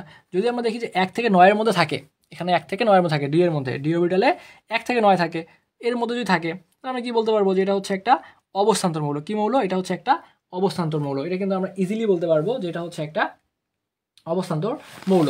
তো এবার আমরা এই চ্যাপ্টারের সবথেকে গুরুত্বপূর্ণ টপিক, যেখান থেকে আমাদের নর্মালি বেশি প্রশ্ন আসে বা প্রশ্নগুলো বলতে গেলে যে জায়গা থেকে হয় সেটা হচ্ছে সংকরায়ন। এই টপিকটা থেকে প্রশ্নগুলো আসে। তো আমি এবার তোমাদেরকে সংকরায়ন এই টপিকটা ক্লিয়ার করে দেওয়ার ট্রাই করব। সংকরায়ন টপিকটা তোমাদেরকে ক্লিয়ার করে দেওয়ার ট্রাই করবো। একটু মনোযোগ সহ দেখো, আশা করি তোমরা সংকরায়ন টপিকটা একদম ক্লিয়ারলি বুঝতে পারবা। আসো আমরা একটু করে সংকরায়ন টপিকটা শুরু করি। এই টপিকটা থেকে মোটামুটি অনেক প্রশ্ন আসে। সংকরায়ন, এই সংকরায়ন টপিকটা অনেকভাবে পড়ানো যায়, এটা আসলে বের করা যায় এবং আসলে অনেকভাবে এটা করা যায়। বাট আমি তোমাদেরকে একটা ইজিয়েস্ট ওয়ে দিব, এইটা যদি ফলো করতে পারো তোমরা সংকরায়ন পারবা। জাস্ট একটু মুখস্থ করতে হবে, একটু মনে রাখতে হবে। আমি তোমাকে একদম একটা বক্স করে দিব। আমি যে বক্সটা করে দিব, বা আমি 2 থেকে 3টা বক্স করে দিব, এই বক্সগুলো থেকেই তোমার সংকরায়নের প্রশ্নগুলো কমন আসবে এবং এখান থেকে প্রশ্ন আসবেই। এটা 100% ইম্পর্টেন্ট টপিক। এখান থেকে পরীক্ষায় প্রশ্ন আসবেই। যেহেতু প্রশ্ন আসবে তার মানে আমাদেরকে এটা একটু ভালো করে পড়তে হবে। তার মানে আমি যেভাবে বক্স করে দিচ্ছি এইভাবে যদি বক্সটা মনে রাখতে পারো তাহলে যেহেতু সংকরণে কী আসে, সংকরণ থেকে আসে হচ্ছে বন্ধন গুণের মান আসে, যে বিভিন্ন ধরনের সংকরণ আসে সেগুলো বন্ধন গুণ আসে, সেগুলো আকৃতি আসে। তো এইগুলো যদি তোমরা একটু মনে রাখতে পারো, আমি যেভাবে পড়াবো এইভাবে যদি মনে রাখতে পারো, তাহলে আশা করি তোমার এই টাইপগুলো থেকে তুমি যে কোনো প্রশ্ন ইজিলি তুমি কিন্তু অ্যান্সার করে আসতে পারবা। তাহলে প্রথমে একটু করে দেখো, যে মনে করো কার্বন এবং কার্বন যদি একক বন্ধন থাকে, তাহলে সংকরণ কি হবে? কার্বন কার্বন একক বন্ধন থাকলে সেটাকে আমরা কি বলি? অ্যালকেন বলি। কার্বন কার্বন একক বন্ধন থাকলে সেটাকে আমরা অ্যালকেন বলি। তাহলে কার্বন কার্বন একক বন্ধন থাকলে আমাদের সংকরণটা হবে sp3। কি বললাম? sp3। তাহলে কার্বন কার্বন একক বন্ধন থাকলে সংকরণটা হবে sp3। এখন যদি কার্বন কার্বন দ্বিবন্ধন থাকে তাহলে সেটাকে আমরা কি বলি? অ্যালকিন বলি। তাহলে এই দ্বিবন্ধন থাকলে সংকরণটা হবে sp2 সংকরণ হবে। তাহলে একক বন্ধন থাকলে sp3, দ্বিবন্ধন থাকলে sp2। এবার যদি কার্বন কার্বন ত্রিবন্ধন থাকে তাহলে সেটাকে আমরা বলি অ্যালকাইন বলি। কি বলি? সেটাকে আমরা অ্যালকাইন বলি। তাহলে একক বন্ধন থাকলে sp সংকরণ দেখা যায়। তারপর যদি দ্বিবন্ধন থাকে সেক্ষেত্রে আমরা দেখতে পারবো sp2 সংকরণ দেখতে পারবো। এবং যদি ত্রিবন্ধন থাকে তাহলে আমরা sp সংকরণ দেখতে পারবো। কি সংকরণ দেখতে পারবো? sp সংকরণ দেখতে পারবো। এখন এখান থেকে যে জিনিসটা জানতে হবে, দেখো আমি একটা বক্স করে দিচ্ছি তোমাদেরকে। প্রথমে আমি তোমাদেরকে কিছু উদাহরণের কথা বলবো, কিছু উদাহরণ এখানে দিব, কিছু উদাহরণের কথা বলবো। এই উদাহরণগুলোর ক্ষেত্রে কি ধরনের সংকরায়ন দেখা যায় এইটা তোমাকে মনে রাখতে হবে। এবং এই সংকরায়নগুলার আকৃতি কীরকম এটা তোমাকে মনে রাখতে হবে। এবং এগুলোর ক্ষেত্রে বন্ধন কোণ কত এটা তোমাকে মনে রাখতে হবে। কারণ এই জিনিসগুলো মুখস্থ না করলে তুমি পারবা না। কোনটার আকৃতি কীরকম, কোনটার বন্ধন কোণ কীরকম, এই জিনিসগুলো যদি না মুখস্থ করো তাহলে পারবা না। তো এখানে যেগুলো লিখে দেবো এইগুলো থেকেই কমন আসবে। জাস্ট মনে রাখতে পারলে এখান থেকেই পরীক্ষায় কমন আসবে। দেখো উদাহরণগুলো একটু করে বলি তোমাকে। যদি পরীক্ষা আসে CH4, মিথেন, এই মিথেনের মধ্যে কী ধরনের সংকরায়ন দেখা যায়? বা যদি পরীক্ষা আসে CCl4, কার্বন টেট্রাক্লোরাইড, এর মধ্যে কী ধরনের সংকরায়ন দেখা যায়? বা তারপর যদি আসে যে NH4+, এর মধ্যে কী ধরনের সংকরায়ন দেখা যায়? বা যদি পরীক্ষা আসে যে BF4-, এর মধ্যে কী ধরনের সংকরায়ন দেখা যায়? তারপর আরেকটা জিনিস মনে রাখবা,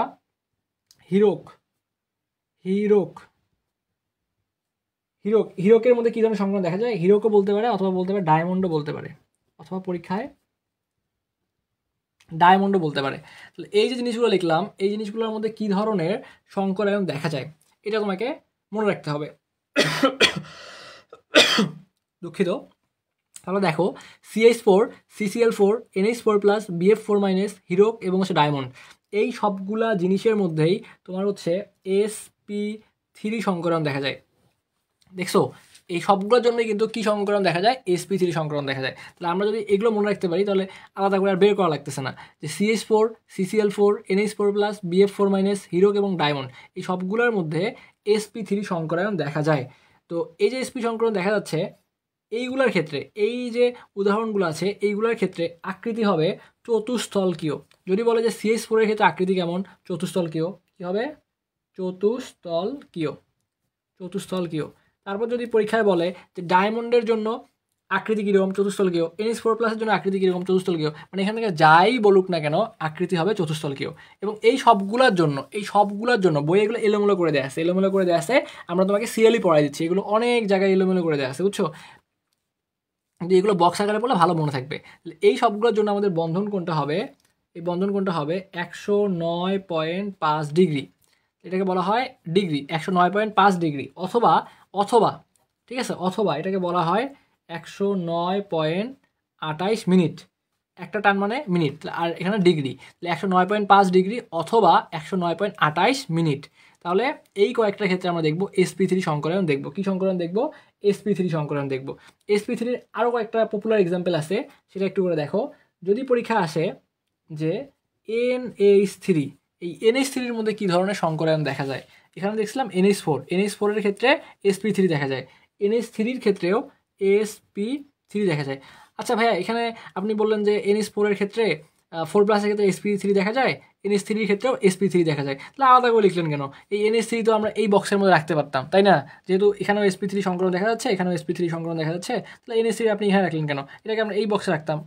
কেন রাখিনি? তার কারণটা হচ্ছে এটাও sp3 এটাও sp3, কিন্তু সমস্যাটা হচ্ছে এই NH3-র ক্ষেত্রে বন্ধন কোণটা আলাদা। এই NH3-র ক্ষেত্রে বন্ধন কোণটা হচ্ছে 160 ডিগ্রি, যেমন এখানে 109 ছিল, এখানে হচ্ছে 160 ডিগ্রি। এই জন্য এটাকে আলাদা করে রাখছি, জাস্ট এতটুকুই কারণ। এটাও sp বাট এখানে বন্ধন কোণ হচ্ছে 160 ডিগ্রি, এই জন্য এটাকে আলাদা করে রাখছি। তাহলে এই NH3-র ক্ষেত্রে আমাদের আকৃতি কীরকম হবে? এই NH3-র ক্ষেত্রে আকৃতিটা হবে ত্রিকোণাকার পিরামিডীয়। কী হবে? ত্রিকোণাকার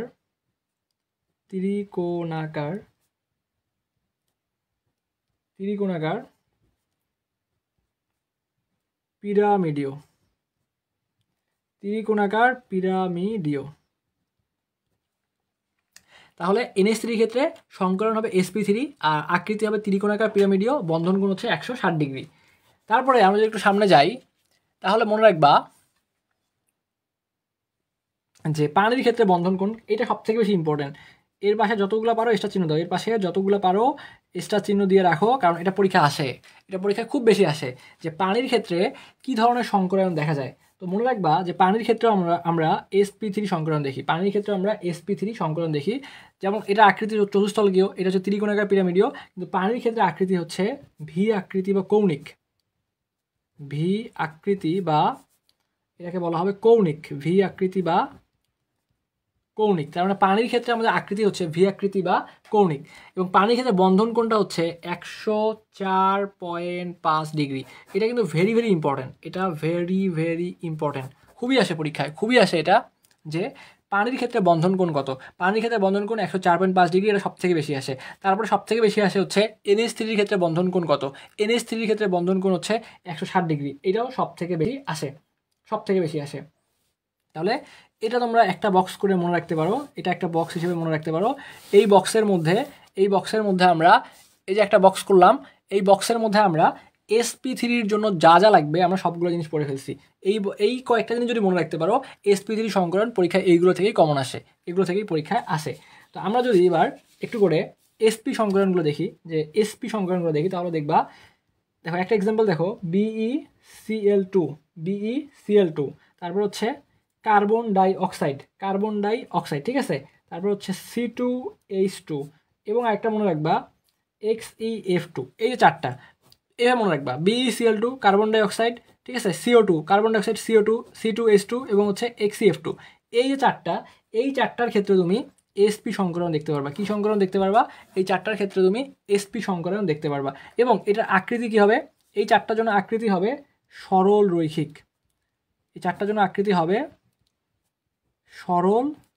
রৈখিক। এবং এই চারটার জন্য বন্ধন কোণটা হবে 180 ডিগ্রি। তারপরে দেখো BF3 BF3 BCl3, ঠিক আছে, BF3 BCl3, তারপর হচ্ছে C6H6 সালফার ডাইঅক্সাইড SO2, তারপরে C2H4। এই যে এই কয়েকটার জন্য তোমার সংকরায়নটা হবে sp2। তাহলে দেখো আমি সিরিয়ালি কিন্তু বলছি, প্রথমে বলছিলাম sp3 বলছিলাম, তারপরে sp, তারপরে হচ্ছে sp2। তাহলে এই যে sp-র ক্ষেত্রে কী ধরনের সংকরণ দেখা যাচ্ছে? সরল রৈখিক দেখা যাচ্ছে। কী দেখা যাচ্ছে? সরল রৈখিক দেখা যাচ্ছে। আবার sp2 এর ক্ষেত্রে ত্রিভুজাকার।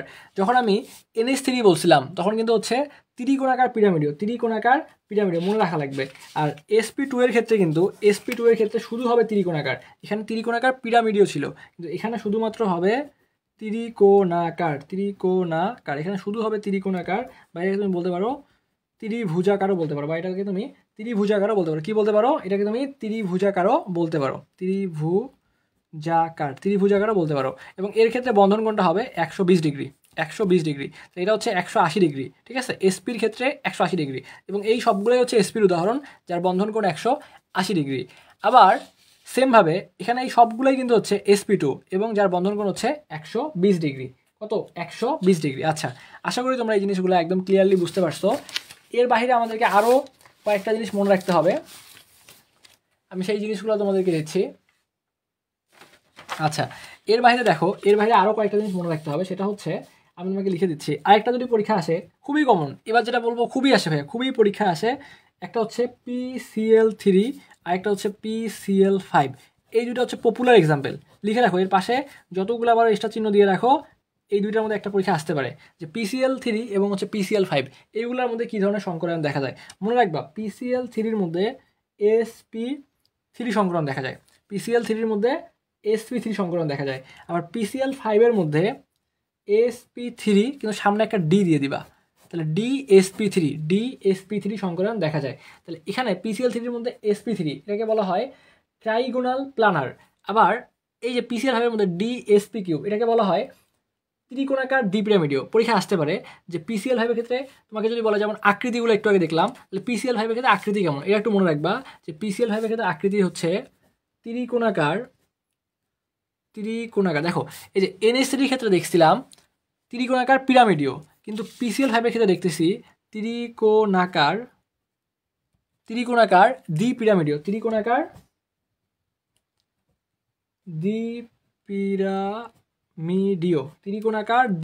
তাহলে এর ক্ষেত্রে দেখা যাচ্ছে ত্রিকোণাকার দ্বিপিরামিডীয় দেখা যাচ্ছে।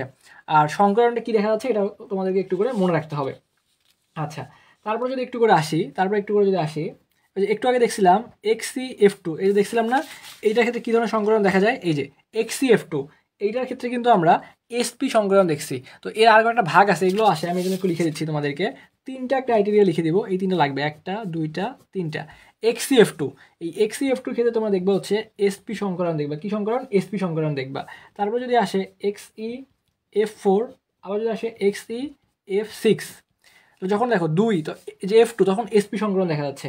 আবার যখন F4 তখন dsp3 সংকরণ দেখা যাচ্ছে, যেটা আমরা দেখছিলাম PCl5-এর ক্ষেত্রে। dsp3 দেখা গেছে, এবং XeF4 এটার ক্ষেত্রেও dsp3 সংকরণ দেখা যাচ্ছে। আবার XeF6 এইটার ক্ষেত্রে মনে রাখবা sp3, ঠিক আছে, বাট সামনে আসে হচ্ছে d2sp3, তাহলে কি হচ্ছে দেখো তো, d2sp3, আর এখানে dsp3, আর এখানে আবার হচ্ছে PCl5-এর ক্ষেত্রেও dsp3। তো এই জিনিসগুলো যদি মনে রাখতে পারো, এখান থেকে তোমরা অনেক প্রশ্ন কমন পাবে। তো আমরা যদি এই রিলেটেড কিছু প্রবলেম সমাধান করি, তাহলে আমাদের জিনিসগুলো একটু ক্লিয়ার হয়ে যাবে। আমরা আসলে কিছু প্রবলেম সমাধান করার ট্রাই করি একটু করে। যেমন এখানে বলছে NH4+ আয়নে কেন্দ্রীয় পরমাণু সংকরণ কিরূপ। একদম শুরুতেই পড়াইছিলাম যে NH4+ আয়নে কী ধরনের সংকরণ বিদ্যমান। দেখো, এই যে NH4+ আয়নে sp3 সংকরণ বিদ্যমান, তার মানে NH4+ আয়নে কেন্দ্রীয় পরমাণু সংকরণ কিরূপ হবে? এটা হবে আমাদের sp3। গ্রাফাইটে কোন ধরনের সংকরণ বিদ্যমান পড়াইছিলাম না? গ্রাফাইট, দেখো তো গ্রাফাইট পড়াইছিলাম কিনা? আচ্ছা, আমি হিরোকটা পড়াইছিলাম, হিরোকের মধ্যে sp3 সংকরণ ঘটে, তার মানে গ্রাফাইটটা পড়াই নাই। আচ্ছা, গ্রাফাইটটা তাহলে একটু করে লিখে নাও, যে এই যে sp2 যেখানে লিখে দিছি, এখানে একটু করে লিখে নাও, একটু অ্যাড করে নাও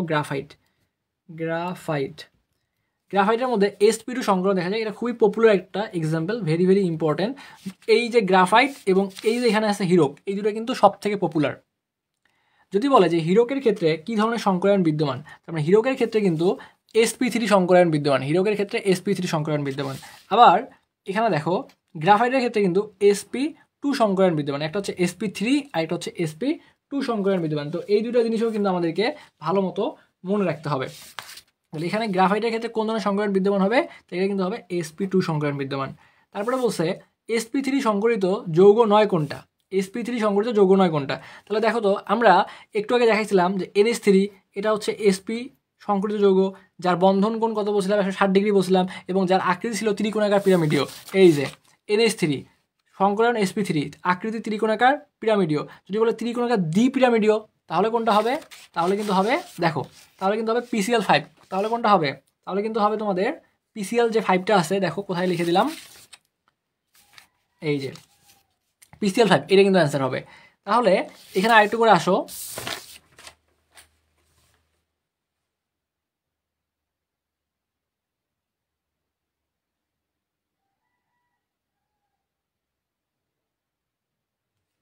আচ্ছা তাহলে এখানে দেখো পানির ক্ষেত্রে কী ধরনের সংকলন দেখা যাবে, একটু আগে বলছিলাম যে পানির ক্ষেত্রেও কিন্তু আমরা sp3 সংকলন দেখতে পারবো। তাহলে এখানেও sp3, এখানেও sp3 দেখতে পারবো।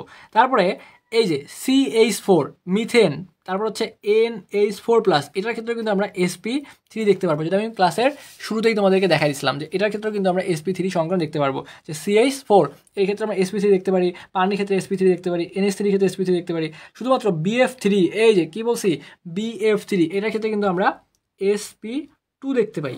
এই দেখো আমি একটু আগে দেখাইছিলাম যে BF3 এটার ক্ষেত্রে আমরা sp2 সংকরায়ন দেখতে পাই। তার মানে এখানে কিন্তু কারেক্ট আনসার হবে আমাদের এইটা, যে sp3 সংকরিত যৌগ নয় কোনটা, তার মানে BF3, এটা কিন্তু আমাদের এখানে sp3 সংকরিত যৌগ হবে না। তো আশা করি এই সংকলন রিলেটেড যদি এই ধরনের প্রবলেমগুলো তোমাদের পরীক্ষা আসে, তোমরা এগুলো ইজিলি অ্যান্সার করতে পারবে, কারণ এগুলো সহজ জিনিস, এইগুলো বারবার আসে, এইগুলো থেকে বারবার পরীক্ষা আসে, তোমরা হচ্ছে এইগুলা ইজিলি অ্যান্সার করে আসতে পারবে, খুব বেশি সমস্যা হবে না।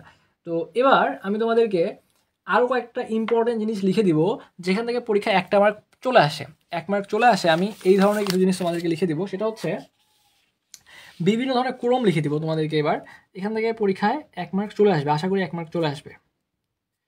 বিভিন্ন ধরনের ক্রমগুলো আমি একটু লিখে দেবো, বিভিন্ন ধরনের ক্রমগুলো লিখে দেবো। 1 নাম্বার দাও, 1 নাম্বার দিয়ে লেখো যে হ্যালোজেন সমূহের তড়িৎ ঋণাত্মকতার ক্রম। হ্যালোজেন সমূহের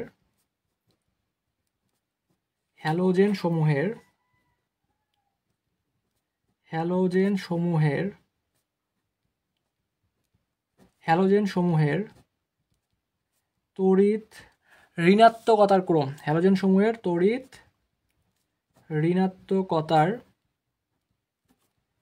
ক্রম। তার মানে হ্যালোজেন সমূহের তড়িৎ ঋণাত্মকতার ক্রমটা আমাকে দেখতে হবে। দেখো এই যে হ্যালোজেন সমূহের, হ্যালোজেন কোনগুলো, ওই যে গ্রুপ 17 যে মৌলগুলো আছে ওগুলোকে আমি হ্যালোজেন বলি। তো এই হ্যালোজেন সমূহের যদি তড়িৎ ঋণাত্মকতার ক্রম আমরা দেখতে চাই, তাহলে মনে রাখবো প্রথমে আসবে ফ্লোরিন, তারপরে ক্লোরিন, তারপরে হচ্ছে ব্রোমিন, তারপরে আসবে আয়োডিন।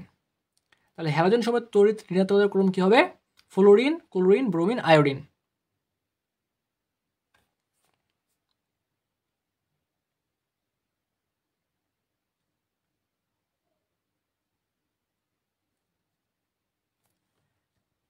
দুই নম্বরে আসো, 2 নম্বরে যদি বলে যে হ্যালোজেন সমূহের, এই যে হ্যালোজেনগুলো আছে, এই হ্যালোজেন সমূহের দেখো আমি লিখে দিই তোমাদেরকে, হ্যালোজেন সমূহের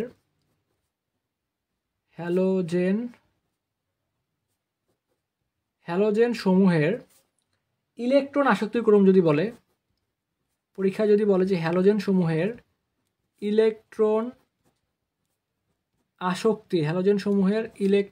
আসক্তির ক্রম, তাহলে দেখো হ্যালোজেন সমূহের তড়িৎ ঋণাত্মকতার ক্রম হচ্ছে fluorine, chlorine, bromine, iodine.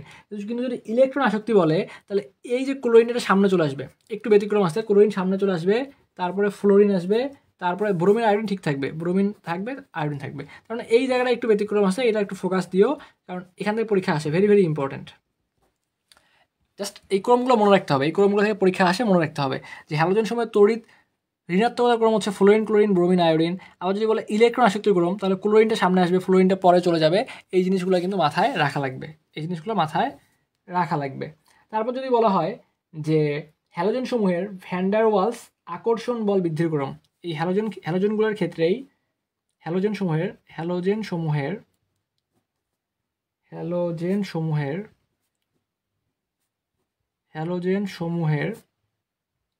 Van der Waals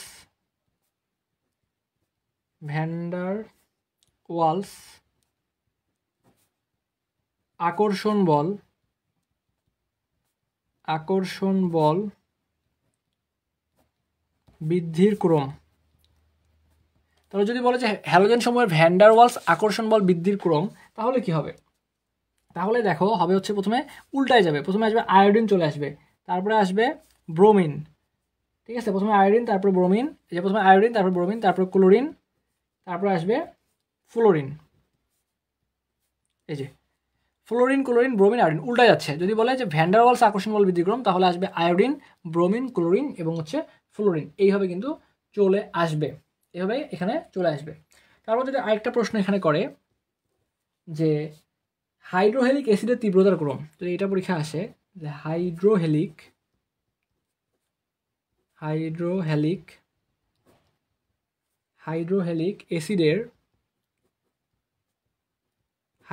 অ্যাসিডের তীব্রতার ক্রম, যদি বলে যে হাইড্রোহেলিক অ্যাসিডের তীব্রতার ক্রম, তাহলে কি হবে? দেখো এই যে হাইড্রোহেলিক মানে হাইড্রোজেন চলে আসবে, তাহলে প্রথমে হাইড্রোজেন আয়োডাইড, তারপরে হাইড্রোজেন ব্রোমাইড, তারপরে হাইড্রোজেন ক্লোরাইড, তারপর হচ্ছে হাইড্রোজেন ফ্লোরাইড। এই যে ক্রমগুলো লিখে দিলাম, এই প্রত্যেকটা ক্রমই কিন্তু important. Hydrogen iodide, hydrogen bromide, hydrogen chloride, hydrogen fluoride, এই প্রত্যেকটা ক্রম থেকে পরীক্ষায় প্রশ্ন আসে ভাইয়া, বিশ্বাস করো প্রত্যেকটা ক্রম থেকে পরীক্ষায় প্রশ্ন আসে।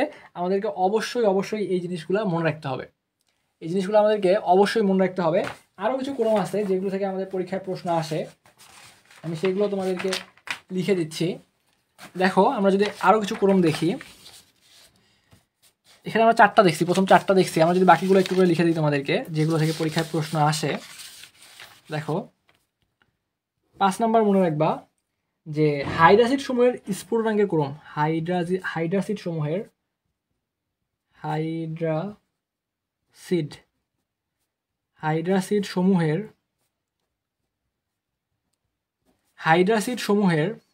স্ফুটনাঙ্কের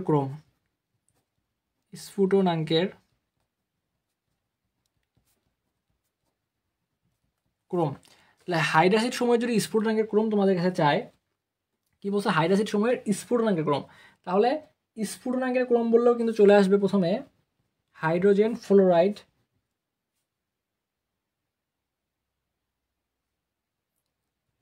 হাইড্রোজেন ক্লোরাইড, হাইড্রোজেন ব্রোমাইড এবং হচ্ছে হাইড্রোজেন আয়োডাইড। তাহলে এই যে এটা মনে রাখতে পারো, fluorine chlorine bromine iodine, just হাইড্রোজেনগুলো লাগিয়ে দিবা। এটা হচ্ছে হাইড্রাসিড সমূহের স্ফুটনাঙ্কের ক্রম। কি বলছে? স্ফুটনাঙ্কের ক্রম। তারপরে যদি স্ফুটনাঙ্ক না বলে, এবার যদি বলে যে এই হাইড্রাসিড সমূহের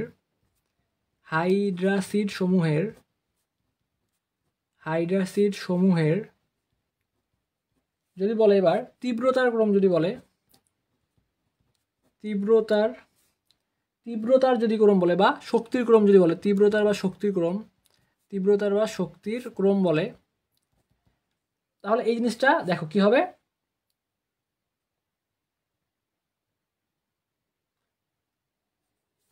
তাহলে একটু উল্টে যাবে, প্রথমে আসবে হাইড্রোজেন আয়োডাইড, তারপর হচ্ছে হাইড্রোজেন ব্রোমাইড, হাইড্রোজেন ক্লোরাইড এবং সবশেষে হাইড্রোজেন ফ্লোরাইড চলে যাবে। তো এটা হচ্ছে হাইড্রাসিড সমূহের স্ফুটনাঙ্কের ক্রম। স্ফুটনাঙ্ক বললে প্রথমে ফ্লোরিন আসতেছে, আর যদি তীব্রতা বলে তাহলে কিন্তু এই যে আয়োডিন আসতেছে, হাইড্রোজেন আয়োডাইড, তারপর হাইড্রোজেন ব্রোমাইড, হাইড্রোজেন ক্লোরাইড এবং হচ্ছে হাইড্রোজেন ফ্লোরাইড। তো এই জিনিসগুলো তোমাদেরকে একটু করে মনে রাখতে হবে, এই জিনিসগুলো ভাইয়ারা একটু করে মনে রাখতে হবে, তাহলে তোমরা ইজিলি এখান থেকে কিন্তু এই ধরনের প্রশ্নের অ্যান্সারগুলো দিয়ে আসতে পারবা। আচ্ছা, তাহলে আসো আমরা একটু সামনের দিকে আগাই। আমরা যদি একটু সামনের দিকে যাই, আমাদের আরও কিছু বেসিক জানতে হবে, এই ছোটো ছোটো জিনিসগুলো থেকে পরীক্ষায় প্রশ্ন চলে আসে। তো এবার আমরা একটু দেখব যে আর্দ্র বিশ্লেষণ সম্পর্কে একটু দেখব। আর্দ্র বিশ্লেষণ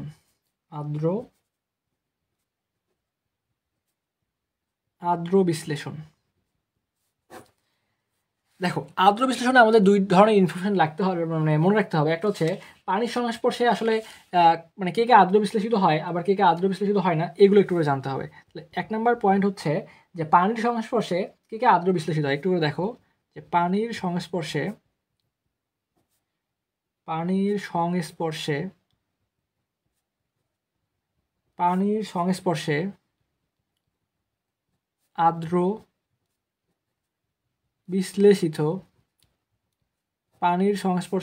বিশ্লেষিত হয়।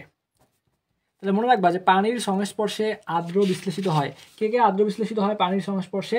এরকম জিনিসগুলো হচ্ছে PCl3, একটা হচ্ছে PCl5, NCl3, আরেকটা হচ্ছে SiCl4।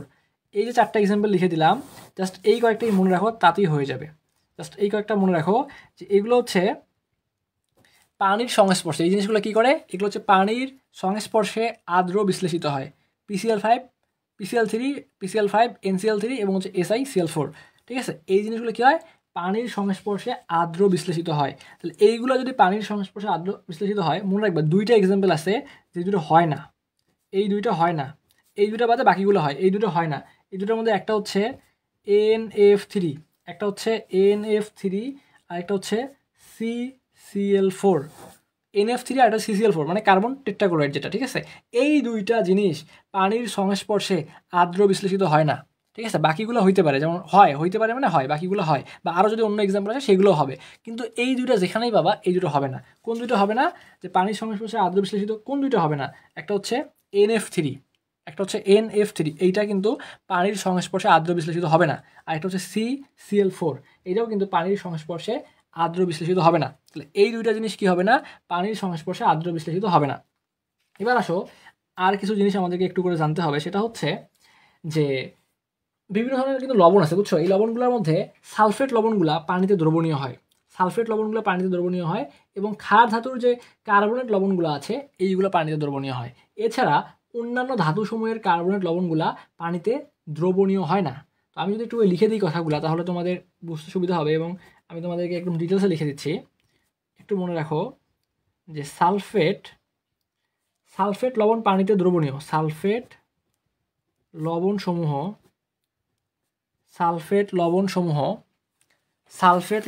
কি বললাম? পানিতে দ্রবণীয়। সালফেট লবণসমূহ পানিতে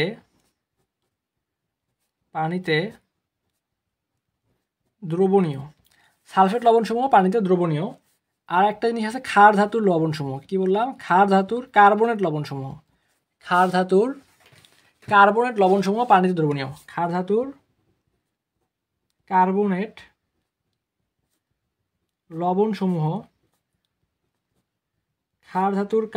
লবণসমূহ পানিতে দ্রবণীয়। তাহলে সালফেট লবণগুলো হচ্ছে পানিতে দ্রবণীয় এবং ক্ষার ধাতুর কার্বনেট লবণসমূহ এগুলো হচ্ছে পানিতে দ্রবণীয়। আর অন্যান্য যে লবণগুলো আছে সেগুলো পানিতে দ্রবণীয় নয়। অন্যান্য ধাতুসমূহের কার্বনেট, মানে এখানে ক্ষার ধাতুর কার্বনেট হইতে হবে। ক্ষার ধাতুর কার্বনেট লবণগুলো কিন্তু পানিতে দ্রবণীয় হবে, কিন্তু অন্যান্য ধাতুর যদি কার্বনেট লবণগুলোর কথা বলো সেগুলো কিন্তু পানিতে দ্রবণীয় হবে না। তাহলে এটাও লিখে দেই যে অন্যান্য ধাতুর কার্বনেট লবণসমূহ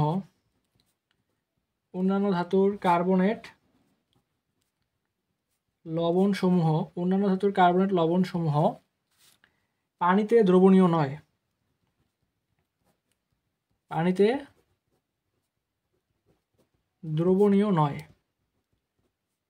ঠিক আছে, তাহলে অন্যান্য ধাতুগুলো যে কার্বনেট লবণগুলো থাকবে সেগুলো কিন্তু পানিতে আবার দ্রবণীয় হবে না।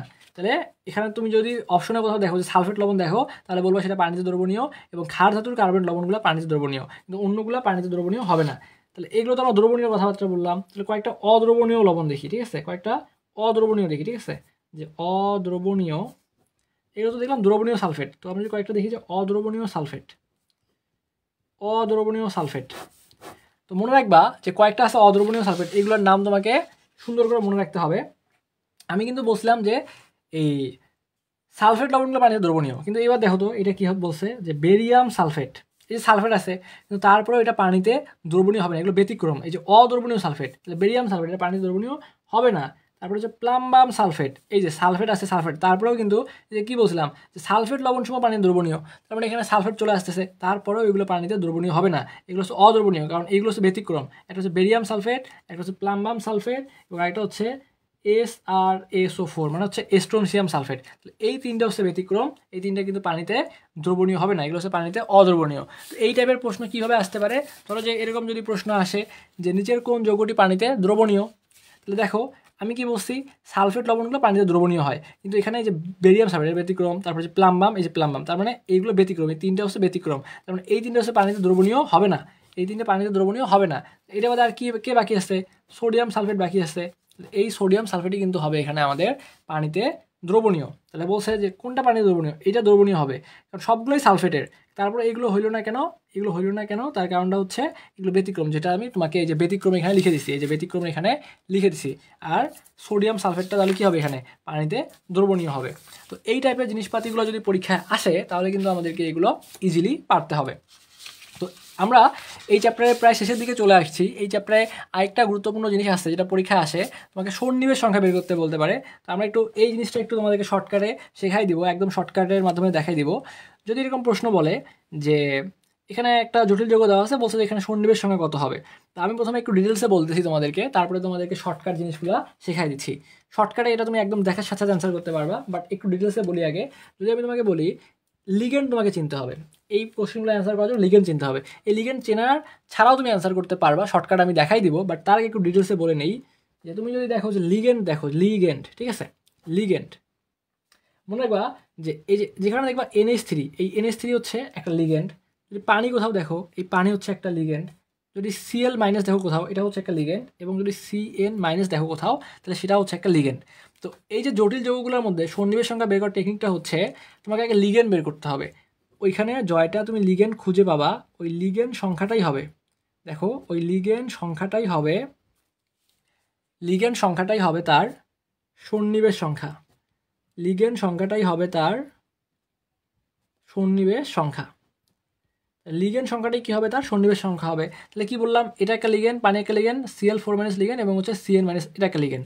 তাহলে এইখানে একটু খেয়াল করো তো, এখানে লিগেন্ড কয়টা আছে, এই জায়গার মধ্যে লিগেন্ড কয়টা আছে, এই যে NH3, এই যে NH3 এটা, তার মানে এটা একটা লিগেন্ড। তারপর হচ্ছে Cl, এই যে এটা একটা লিগেন্ড। তাহলে কী করতে হবে, এখন জয়টা লিগেন্ড আছে, এই জটিল যৌগের মধ্যে তুমি জয়টা লিগেন্ড পাবা, এই লিগেন্ডগুলোর সাথে এই যে জয়টা করে লিগেন্ড থাকবে, এটা যোগ করতে হবে। তার মানে এখানে NH3 4, তার মানে এখানে 4টা লিগেন্ড আছে, আর এখানে 2টা আছে, তাহলে 4 আর 2 হচ্ছে 6টা। তার মানে এখানে আমার অ্যান্সারটা হবে 6টা, এখানে আমার অ্যান্সারটা হবে 6টা। তো এবার যদি আর একটু সহজে বলি, এবার একটু সহজ টেকনিক বলি, এখন আমার লিগেন্ড চেনাও লাগবে না, আমি লিগেন্ডও চিনবো না, আমি জাস্ট প্রশ্ন দেখে অ্যান্সার করব। তো মনে করবা যে এরকম একটা জটিল যৌগ দেওয়া থাকলে তুমি কীভাবে সহজে সন্নিবেশ সংখ্যা বের করবা। এই টেকনিকটা হচ্ছে তুমি দেখবা হচ্ছে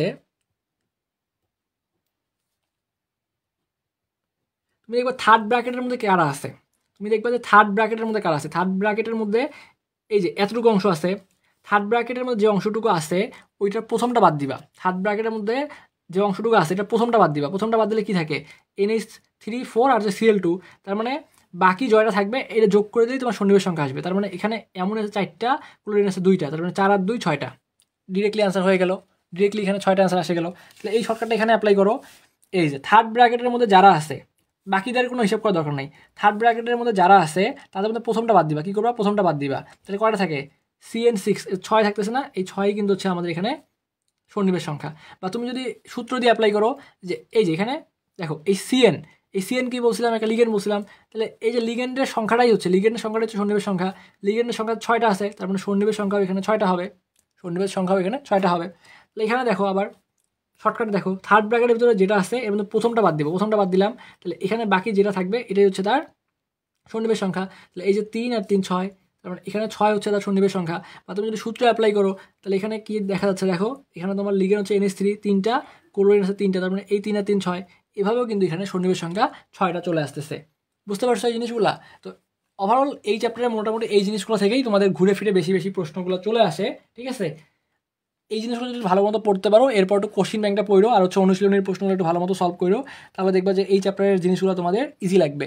এখান থেকে মেনলি সংকলনের যে পার্টটা, এটা তোমাকে বলছিলাম আমি, যেটা তোমরা ক্যালকুলেশন করে বের করতে পারবা, বা আমি যেরকম বক্স করে দিয়েছি এরকমভাবে বের করা যায়, যেহেতু পরীক্ষায় সময় কম, ঠিক আছে, একটা করে প্রশ্নের জন্য অনেক কম সময় পাওয়া যাবে, এই জন্য আমি তোমাদেরকে যেটা সবথেকে ভালো উপায় এটা তোমাদেরকে শেখাই দিছি।